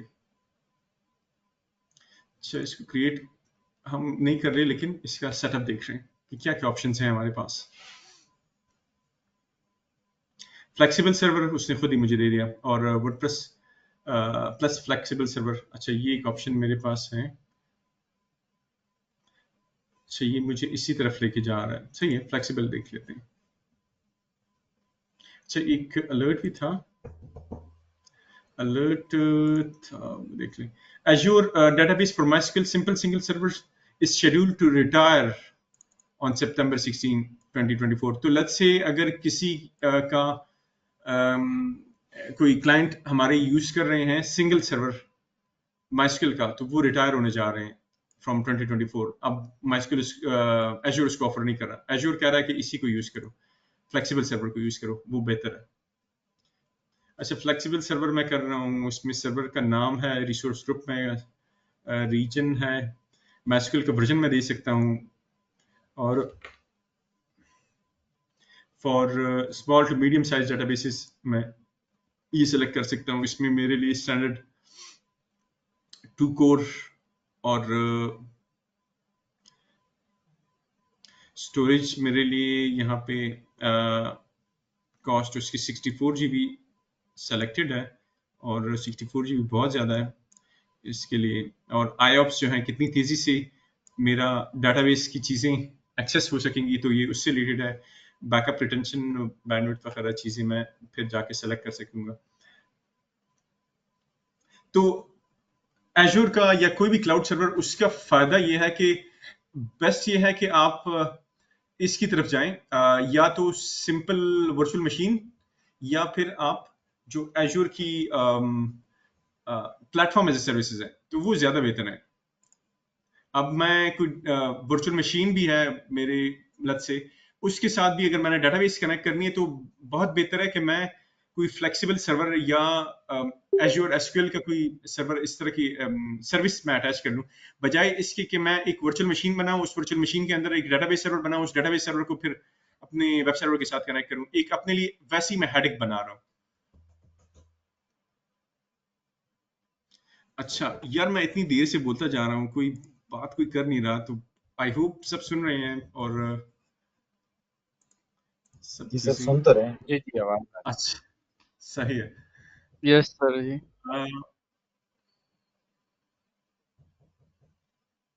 अच्छा मैं अच्छा मुझे 1 मिनट दे दें।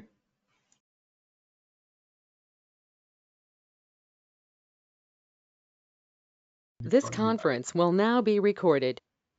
अच्छा, हम कहाँ पे थे? या हाँ, ये हमारी वेब ऐप बन गई है। पी लकी के नाम से हमने इसका नाम रखा था। वेब ऐप है ये, और ये वेब ऐप जो है मेरी ऐप है। अब मैं ये करना चाह रहा हूँ कि पैचर लकी को हम इससे लाइव करेंगे। मेन वेबसाइट हमारी ये होगी, और फिलहाल मैं अगर देखूं डिफॉल्ट डोमेन मेरी ये है। अच्छा, वो कह रहा है यार वर्डप्रेस अभी इंस्टॉल हो रहा है, दैट्स फाइन। हम ऐसे कर लेते हैं कि तब तक इसके साथ कस्टम डोमेन अटैच कर लेते हैं। कस्टम डोमेन में हम जाते हैं।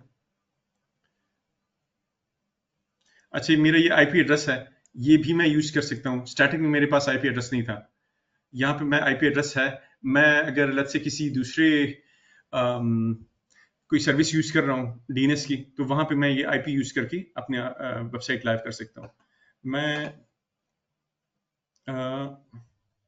कस्टम डोमेन में मैं ऐड कस्टम डोमेन कर लेता हूँ, और डोमेन प्रोवाइडर जो है मेरा सर्विस डोमेन टीएलएस एसएसएल मेरा यहीं का हो जाएगा, और मैंने इसके साथ अब अपना डीएनएस अटैच करना है।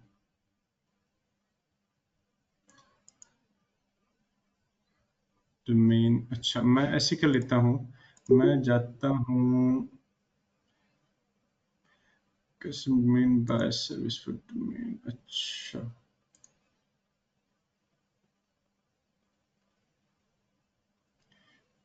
इसके साथ अच्छा डोमेन प्रोवाइडर मेरा है select if the custom domain name is app service domain source or a domain purchased from another registrar। मेरी other registrar से तो नहीं है। अच्छा, SSL सर्विस जो है वो यहाँ से है, सर्विस डोमेन। अच्छा, मैं ये कर लेता हूँ, और इंटर डोमेन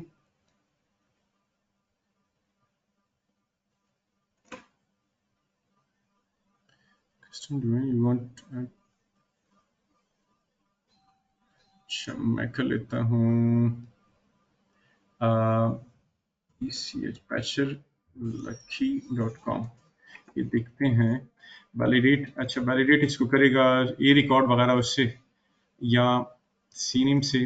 अच्छा, उसने कुछ चीज़ें उठा ली हैं, वो वैलिडेट कर रहा है, और ये आईपी जो है उसकी वो ऑटोमेटिकली ऐड कर देगा मेरे लिए डीएनएस में, और टीएक्सटी रिकॉर्ड जो है वो भी कर देगा वैलिडेशन के लिए। मैं वैलिडेट कर देता हूँ कि यार ये करो। अच्छा, ये जाके अब डीएनएस में वैलिडेट करेगा, ये वैलिडेट नहीं हो सकेगा। डीएनएस कहेगा कि नहीं मेरे पास तो और रिकॉर्ड है। हम जाते हैं डीएनएस में भी जाते हैं। डीएनएस में जाए गए हम, डीएनएस में इसके हम ऐसे करते हैं, यहाँ पे इसको बल्कि अभी चेंजेस नहीं करते, वैलिडेशन हमारी फेल हो गई।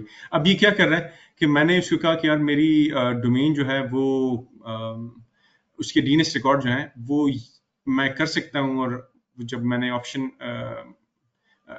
वो ये एक्सपेक्ट कर रहा है मुझसे कि मैंने ये वाले रिकॉर्ड ऐड कर दिए डीएनएस में।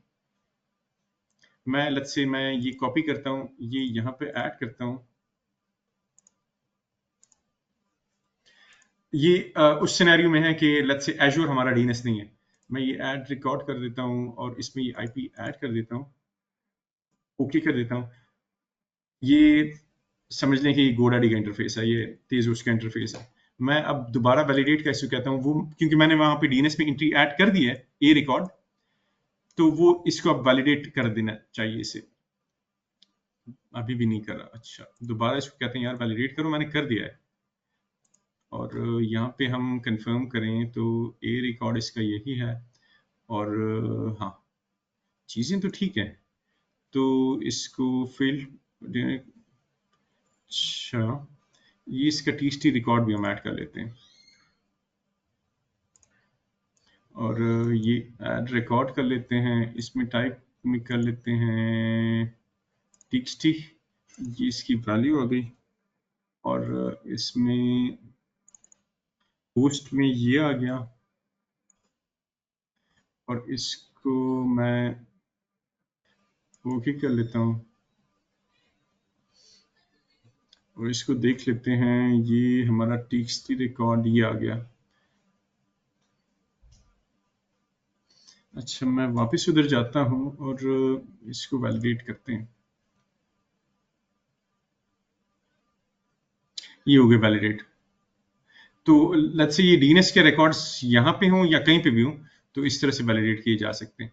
लेट्स से मैं एक और तरीके से हम इसको लाइव करने की अगर कोशिश करें, मेरे पास ये ऑप्शन एक जो है एलिस रिकॉर्ड सेट से एजूर रिसोर्स मैंने सेलेक्ट किया, इसमें सब्सक्रिप्शन मेरी सेलेक्ट की मैंने। और यहाँ पे आप देखते हैं हमारे पास क्या क्या ऑप्शन है। तो मैं अगर देखूं तो ये एजूर सीडीएन मेरे पास पी लकी जो हमने बनाया था, ये मेरे पास ऑप्शन है। मैं इसको सेलेक्ट करता हूँ तो इसके जरिए मैं इसको लाइव कर सकता हूँ इस सीडीएन प्रोफाइल के जरिए। तो मेरा जो वर्डप्रेस है वो बाहर दुनिया को जो नजर आ रहा है वो इस सीडीएन प्रोफाइल के जरिए नजर आ रहा है। ये WP कोड एक और कोई सीडीएन प्रोफाइल हमारा बना हुआ है। मुझे कंफर्म करना पड़ेगा इसका।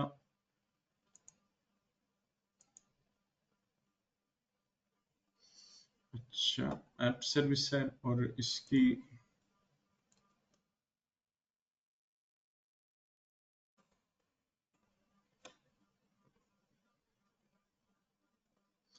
सही है। यही पी लकी वाली ही है। और मैं अगर जाऊं होम में और रिसोर्स ग्रुप्स पे और wordpressplucky.com, तो यहाँ पे मैं अगर देखूं तो मेरा CDN जो है ये यही वाला है। तो इसको मैं ये दे सकता हूँ और मैं ये ओके कर लेता हूँ। देखता हूँ आपस में कन्फ्लिक्ट कर रहे हैं क्योंकि ऑलरेडी उसका रिकॉर्ड मैंने एक ऐड किया हुआ था।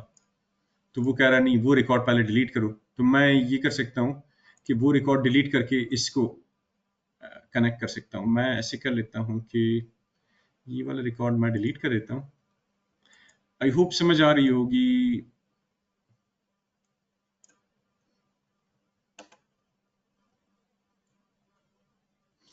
ए रिकॉर्ड मैंने डिलीट कर दिया। मेन ए रिकॉर्ड से मतलब ये है कि @ जो है उसका एक ही ए रिकॉर्ड होगा। अगर आप देखें यहाँ पे @ का ए रिकॉर्ड कोई भी नहीं है। मैं @ का ए रिकॉर्ड मैंने बनाना होगा, उससे ही मेन वेबसाइट मेरी चलेगी। तो मैं ये यस करके यहाँ पे मैं ये पी लकी का सेलेक्ट करके मैं इसको ओके करता हूँ। तो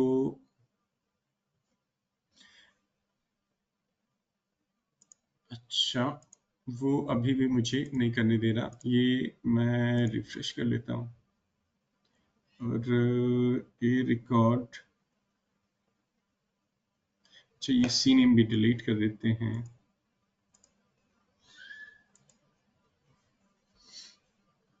अच्छा, मैं कर लेता हूँ ऐड रिकॉर्ड और यहाँ पे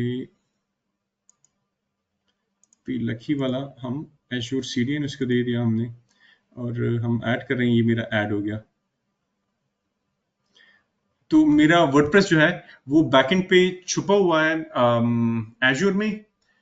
फ्रंट पे क्या है, सीडीएन है मेरा, उससे चीजें सारी हैंडल हो रही हैं। तो उससे ये हो रही होंगी।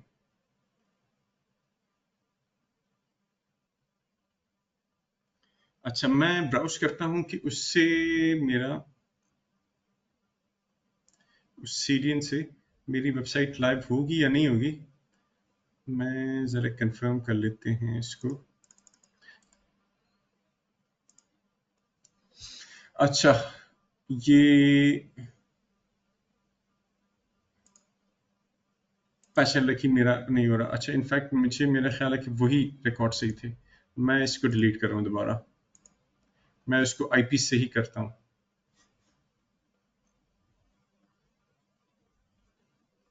और यहाँ पे था CDN वेरीफाई, www का मेरे पास नहीं रिकॉर्ड। अच्छा अच्छा, आई गेस ये CDN हमारा ज़रा डिफरेंटली सेटअप है, अब उसको देख लेते हैं फिर। और मैं कर लेता हूँ एश्योर का DNS है ये, और यहाँ पे मेरे पास पैचर लकी की ऐप सर्विस है। इसका मैं कस्टम डोमेन करता हूँ, कस्टम डोमेन।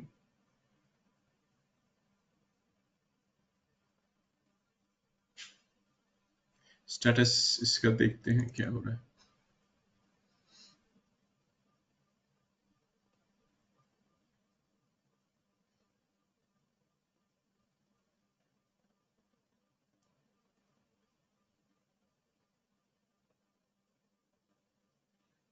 अच्छा, ये है मेरी वेबसाइट। अच्छा, ये वर्डप्रेस रेडी हो गया हमारा। मैं कस्टम डोमेन इसके साथ ऐड करता हूँ। कस्टम डोमेन जो यहाँ पे इन्होंने तरीका दिया है उसी से हम कर रहे हैं।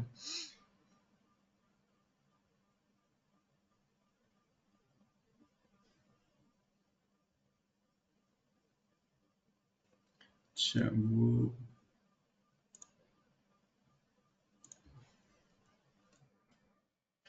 lucky.com नहीं हो रहा। अच्छा, ये आ गया। अब मैंने इसके साथ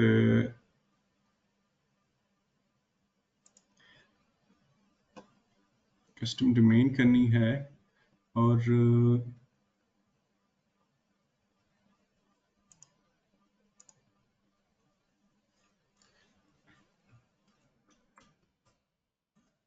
PATCHER lucky.com रिकॉर्ड, ये दो ऐड करने हैं। मैं कॉपी करता हूँ, मैं ये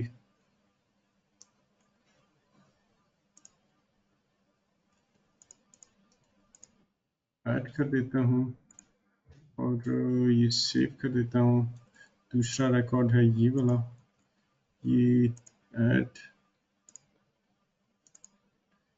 टीएक्सटी रिकॉर्ड, इसको भी सेव कर लेते हैं। और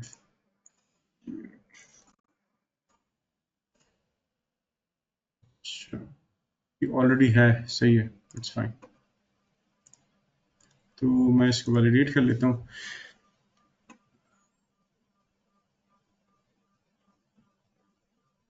वैलिडेट कर रहा है आई गेस, और आई गेस हाँ ये हो गया वैलिडेट। ऐड कर दो इसको। SSL बाइंडिंग भी वो कर रहा है। अच्छा, ऐड बाइंडिंग,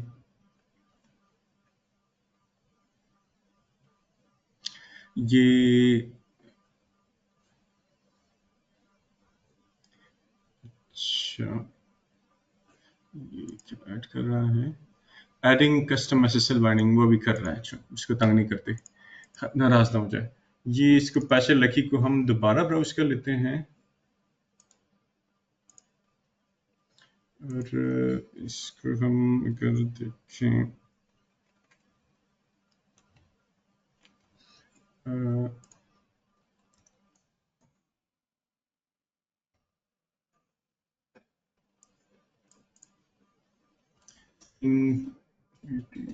patcher.com, तो ये जा रहा है, ये सही आईपी पे जा रहा है।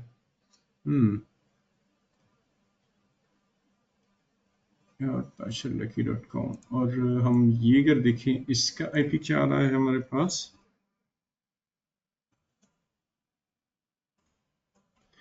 पिंग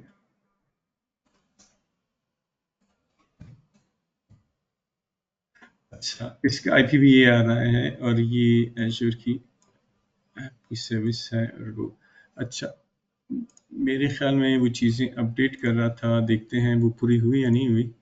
ये अभी भी कर रहा है।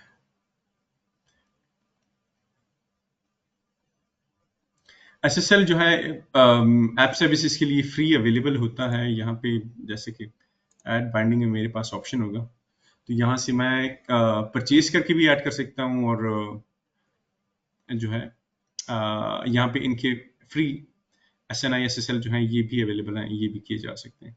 SNI binding is free of cost and supported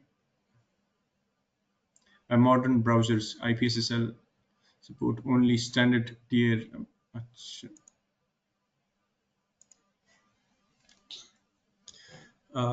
हाँ, अच्छा कोई क्वेश्चन हो आज के सेशन में तो वो डिस्कस कर लेते हैं।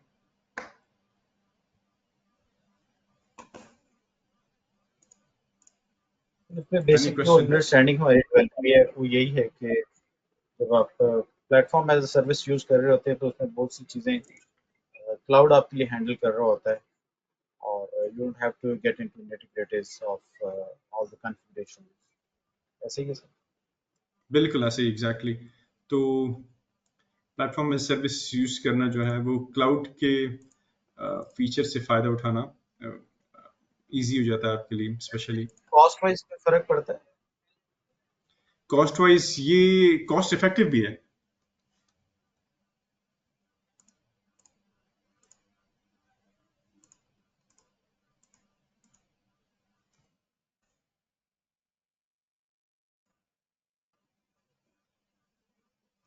अच्छा मैंने एक सीनियम रिकॉर्ड ऐड किया है www का और इसको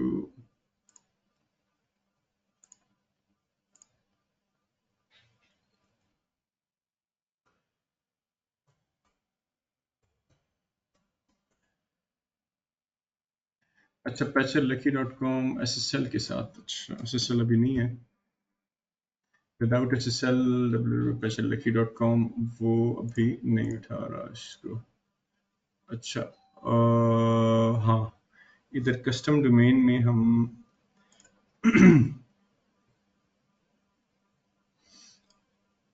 इसकी दूसरी एंट्री भी कर लेते हैं।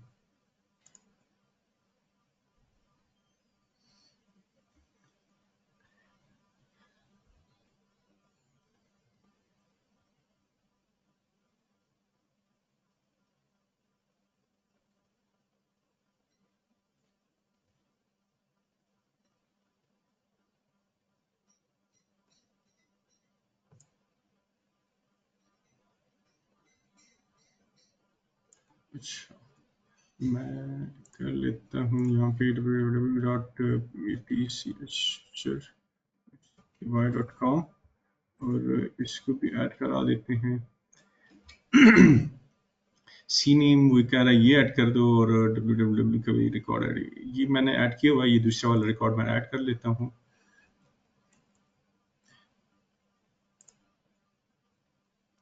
इसमें txt और ये अच्छा इसमें ये डीएनएस का यार बड़ा इंपॉर्टेंट है, तो आई होप ये समझ आ रही होगी डीएनएस का। मैं जो बार बार चेंज कर रहा हूँ और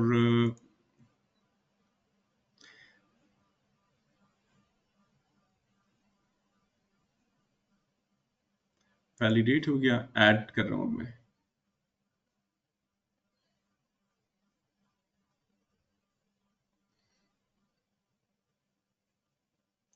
इसको ऐड करता जा रहा है, इसको हम टेस्ट करें दोबारा तो ये इसको अभी भी पसंद नहीं आ रही बात इसकी। जीपीएस से मेरा चल गया, मेरे ख्याल में वो मेरा ब्राउजर भी कैश कर रहा होगा। अच्छा ये मेरा patcherlucky.com जो है जी लाइव हो गई है, अपने पास अगर देख लें तो आपको मिलेगी। WP एडमिन में चले जाते हैं और इसमें हमने लॉगिन पासवर्ड क्या रखे थे, एड नहीं गुड मूवमेंट था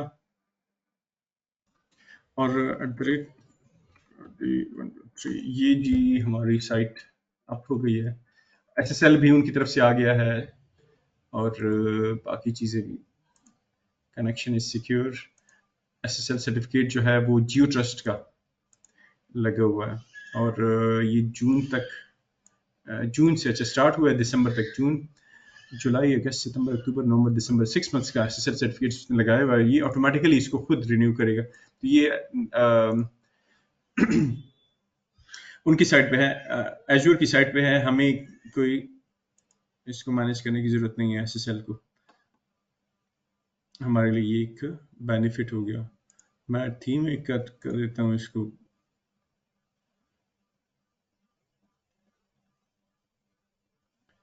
थीम और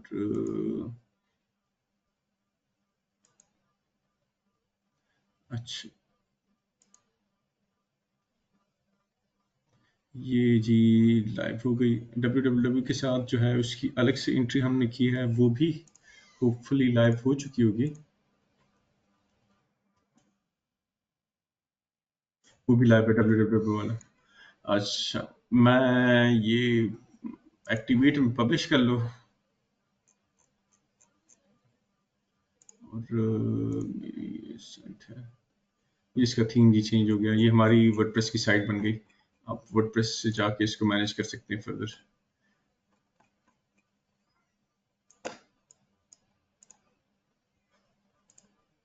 अच्छा इसमें हो क्या रहा है थोड़ा सा वो देख लेते हैं। डिप्लॉयमेंट स्लॉट्स जिसकी हमने बात की कि वो स्टेजिंग और प्रोडक्शन वापस में स्वैप करना हो, तो वो यहाँ से किए जा सकते हैं। ये देखिए स्वैप का बटन मेरे पास आ रहा है। ये मैं इसको प्रीमियम पे अपग्रेड करूंगा तो तब हो सकेगा। अच्छा डिप्लॉयमेंट सेंटर मैंने गिटहब के साथ या बाकी जो भी आपका कोड है तो उसको कनेक्ट करना हो तो उसके लिए है ऑप्शंस। गिटहब एज़्योर पाइपलाइंस हैं और ऑर्गेनाइजेशन में रिपोजिटरी मेरी अगर कोई है तो उस लिहाज से मैं ये गिटहब का आपको मुझसे बेहतर आइडिया होगा तो वो अपना आप दे सकते हैं। कॉन्फ़िगरेशन में मैं देख लेता हूँ तो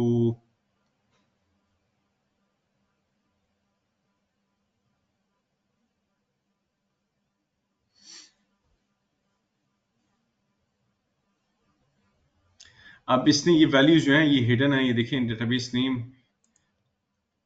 ये इसने खुद से बनाया हुआ है, कनेक्ट किया हुआ है। डेटाबेस पासवर्ड ये हिडन है और ये इन्वायरमेंट वेरिएबल्स हैं इसके, ये चीज़ें इसने अब वर्डप्रेस का अगर मैं जाऊं इसकी फाइल्स हम देख लें यार। हाँ अगर मैं SSH करूं इसको किसी तरीके से मैं करूं। अच्छा अच्छा लकी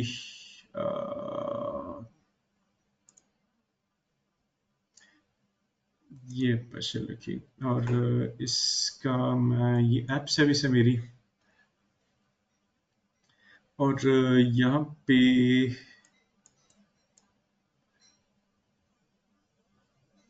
मैं SSH कर लेता हूँ इसको।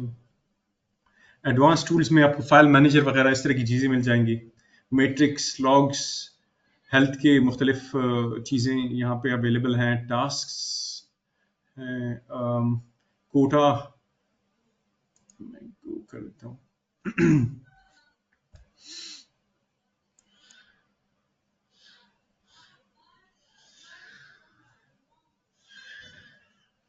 अच्छा मैं क्या देखना चाह रहा हूँ, मैं ये देखना चाह रहा हूँ कि ये इन्वायरमेंट वेरिएबल्स को लेके इसने कैसे चीज़ें सेटअप की हुई हैं। तो मैं ज़रा जाके वर्डप्रेस में जाके वहाँ पे थोड़ा सा इसका WP config का देख लेता हूँ और चीज़ें मैं देख लेता हूँ। मैं यहाँ से ls कर लेता हूँ, मुझे कुछ नज़र नहीं आया। cd/var अब मैंने इसका फॉर्मेट समझना होगा कि कहाँ पे इसने वेबसाइट रखी होंगी फाइल, मुझे नहीं आइडिया कि इसने फाइल्स कहाँ पे रखी हैं, तो वो मैंने ढूंढना होगा या इनका जो ये सेटअप किया गया है तो उसका देखना होगा। होम में या OPT में यहाँ पे रखी जा सकती हैं। OPT में है कुछ हमारे पास नहीं है। ls स्लैश होम में है मेरे पास कुछ। अच्छा, होम में मेरे पास हैं चीज़ें। cd स्लैश होम में मैं गया और cd करूँ मैं। आई होप आपको नज़र आ रहा है। साइट करूँ मैं और यहाँ पे ls करूँ तो यहाँ पे cd रूट में होगा।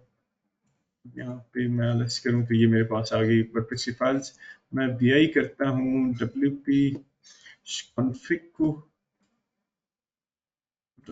php पे, देखते हैं कि इसने कैसे चीज़ें अरेंज की हुई है, थोड़ा सा वो अंदाज़ा ले लेते हैं। तो मैं अगर db कनेक्शन देखूँगा तो ये देखें गेट एनवायरनमेंट वेरिएबल वहां से लेके आ रहा है। अब ये क्यों कर रहा है? क्योंकि हम जब डेटाबेस के लॉगिन पासवर्ड्स इधर ओपन रखते हैं तो वो हैकर्स के लिए हम एक रास्ता छोड़ रहे हैं। तो उन्होंने जो बहुत सारी सिक्योरिटी की ये है और भी बहुत सारी सिक्योरिटी की जो स्टैंडर्ड्स हैं वो फॉलो करके आपके लिए ये वर्डप्रेस इंस्टॉल करके आपको दिया है। अच्छा, कोई क्वेश्चन हो मोस्ट वेलकम। मुझे अब स्केल अप और स्केल आउट वगैरह यहाँ पे है हमारे पास अवेलेबल।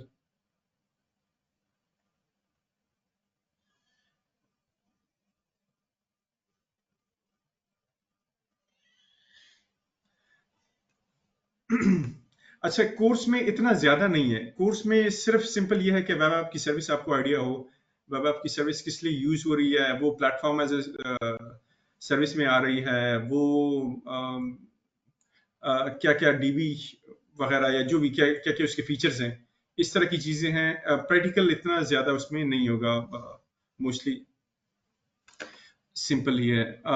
मेरे पास ये बेसिक और ये प्रीमियम में फिर हमारे पास मुख्तलिफ अच्छे ऑप्शंस आ जाते हैं। ये फीचर्स व्यू है और ये हार्डवेयर व्यू। अच्छा, फीचर्स व्यू जरा ज्यादा अच्छा है, जिसमें ऑटो स्केल देखिए यहाँ पे मैनुअल है, यहाँ पे ऑटोमेटिक हमारे पास अवेलेबल है। मैनुअल में मैं अगर करूं अभी फिलहाल जो है मेरी स्केल ऑटो स्केलिंग तो वो मैनुअल है और साइज इसमें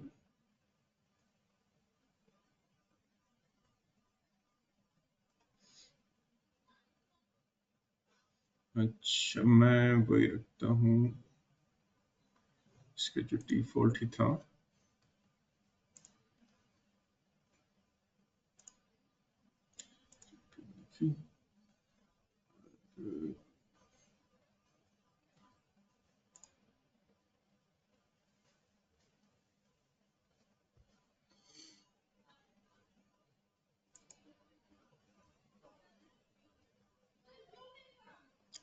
अच्छा, और ये मेरा ऑटो स्केल का। अच्छा, इन्होंने अब ये, अच्छा ये स्केल अप है, सॉरी ये स्केल अप है। तो स्केल अप में आपको ऐसी ऑप्शन मिलेंगी क्योंकि वर्चुअल मशीन छोटे से बड़ा कर सकते हैं। अगर वो स्केल आउट का देखना है वो इधर है। तो बेशक हमारा प्लान जो भी हो, तो स्केलिंग मैनुअल है, ऑटो पे प्रीमियम में है। फिलहाल मैनुअल हम देख लेते हैं। तो इंस्टेंस एक है हमारा करंटली, मैनुअल स्केलिंग है। एक से हम ज्यादा करना चाहें तो वो हम कर सकते हैं। मैं अच्छा, मेरे शायद इस करंट पैकेज में ऑप्शन नहीं होगा कि मैं ज्यादा कर सकूं B1 में। अच्छा, मैं अगर इसको करूं प्रीमियम पे अपग्रेड करके करूं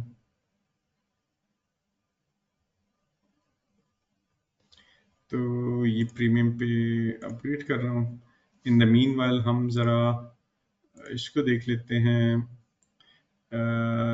इस रिसोर्स ग्रुप को देख लेते हैं। इसमें और क्या है हमारे पास? ऐप सर्विस प्लान है। ऐप सर्विस प्लान जो है एक यूँ समझ लें कि एक वर्चुअल मशीन कह लें या एक प्लान कर लें, एक होस्टिंग का ऑप्शन कह लें। उसके अंदर फिर वो ऐप की सर्विस हमारी ये बनती है। और एंड पॉइंट है, ये है MySQL हमारा डेटाबेस, फ्लेक्सिबल डेटाबेस उसने बनाया हुआ है। ये खुद से उन्होंने सेलेक्ट करके हमारे लिए कर दिया था। और ये बाहर से एक्सेसिबल नहीं होगा, ये उसी के साथ एक्सेसिबल है। डेटाबेसेस हैं।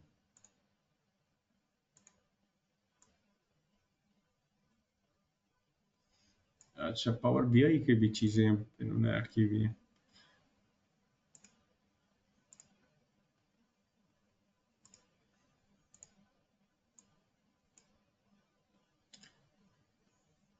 कंप्यूट एंड स्टोरेज कनेक्ट मैं करना चाहूँ डाटाबेस के साथ, तो मेरे पास ऑप्शंस क्या हैं, तो वो यहाँ पे मुझे अवेलेबल होंगे।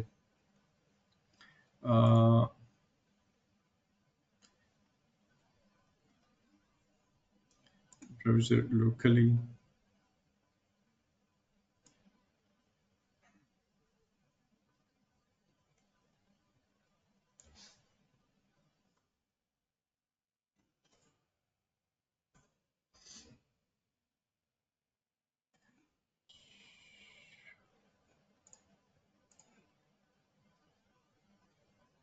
लोकली। अच्छा, ये विद इन द सेटअप है। वर्कबेंच के साथ कनेक्ट करने का ये ऑप्शन उन्होंने दिया हुआ है।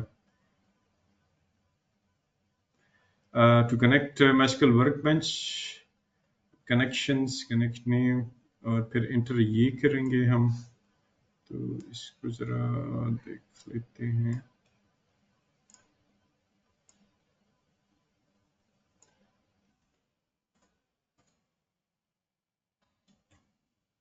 ये वही है। अच्छा, ये देख के, और ये यूजर नेम है, user name and enter your password. Password जो है हमारे पास डीबी का पासवर्ड जो था हमने जो यहाँ पे स्टोर किया हुआ है, तो उसको यूज करके हम कनेक्ट कर सकते हैं।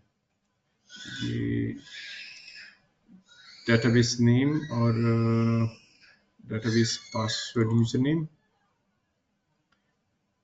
और पासवर्ड। अच्छा, पासवर्ड मैंने कॉपी करके कॉपी कर लिया था, वो मैंने वहां से सही नहीं लिया था। चलें, लेकिन हम कनेक्ट नहीं कर रहे।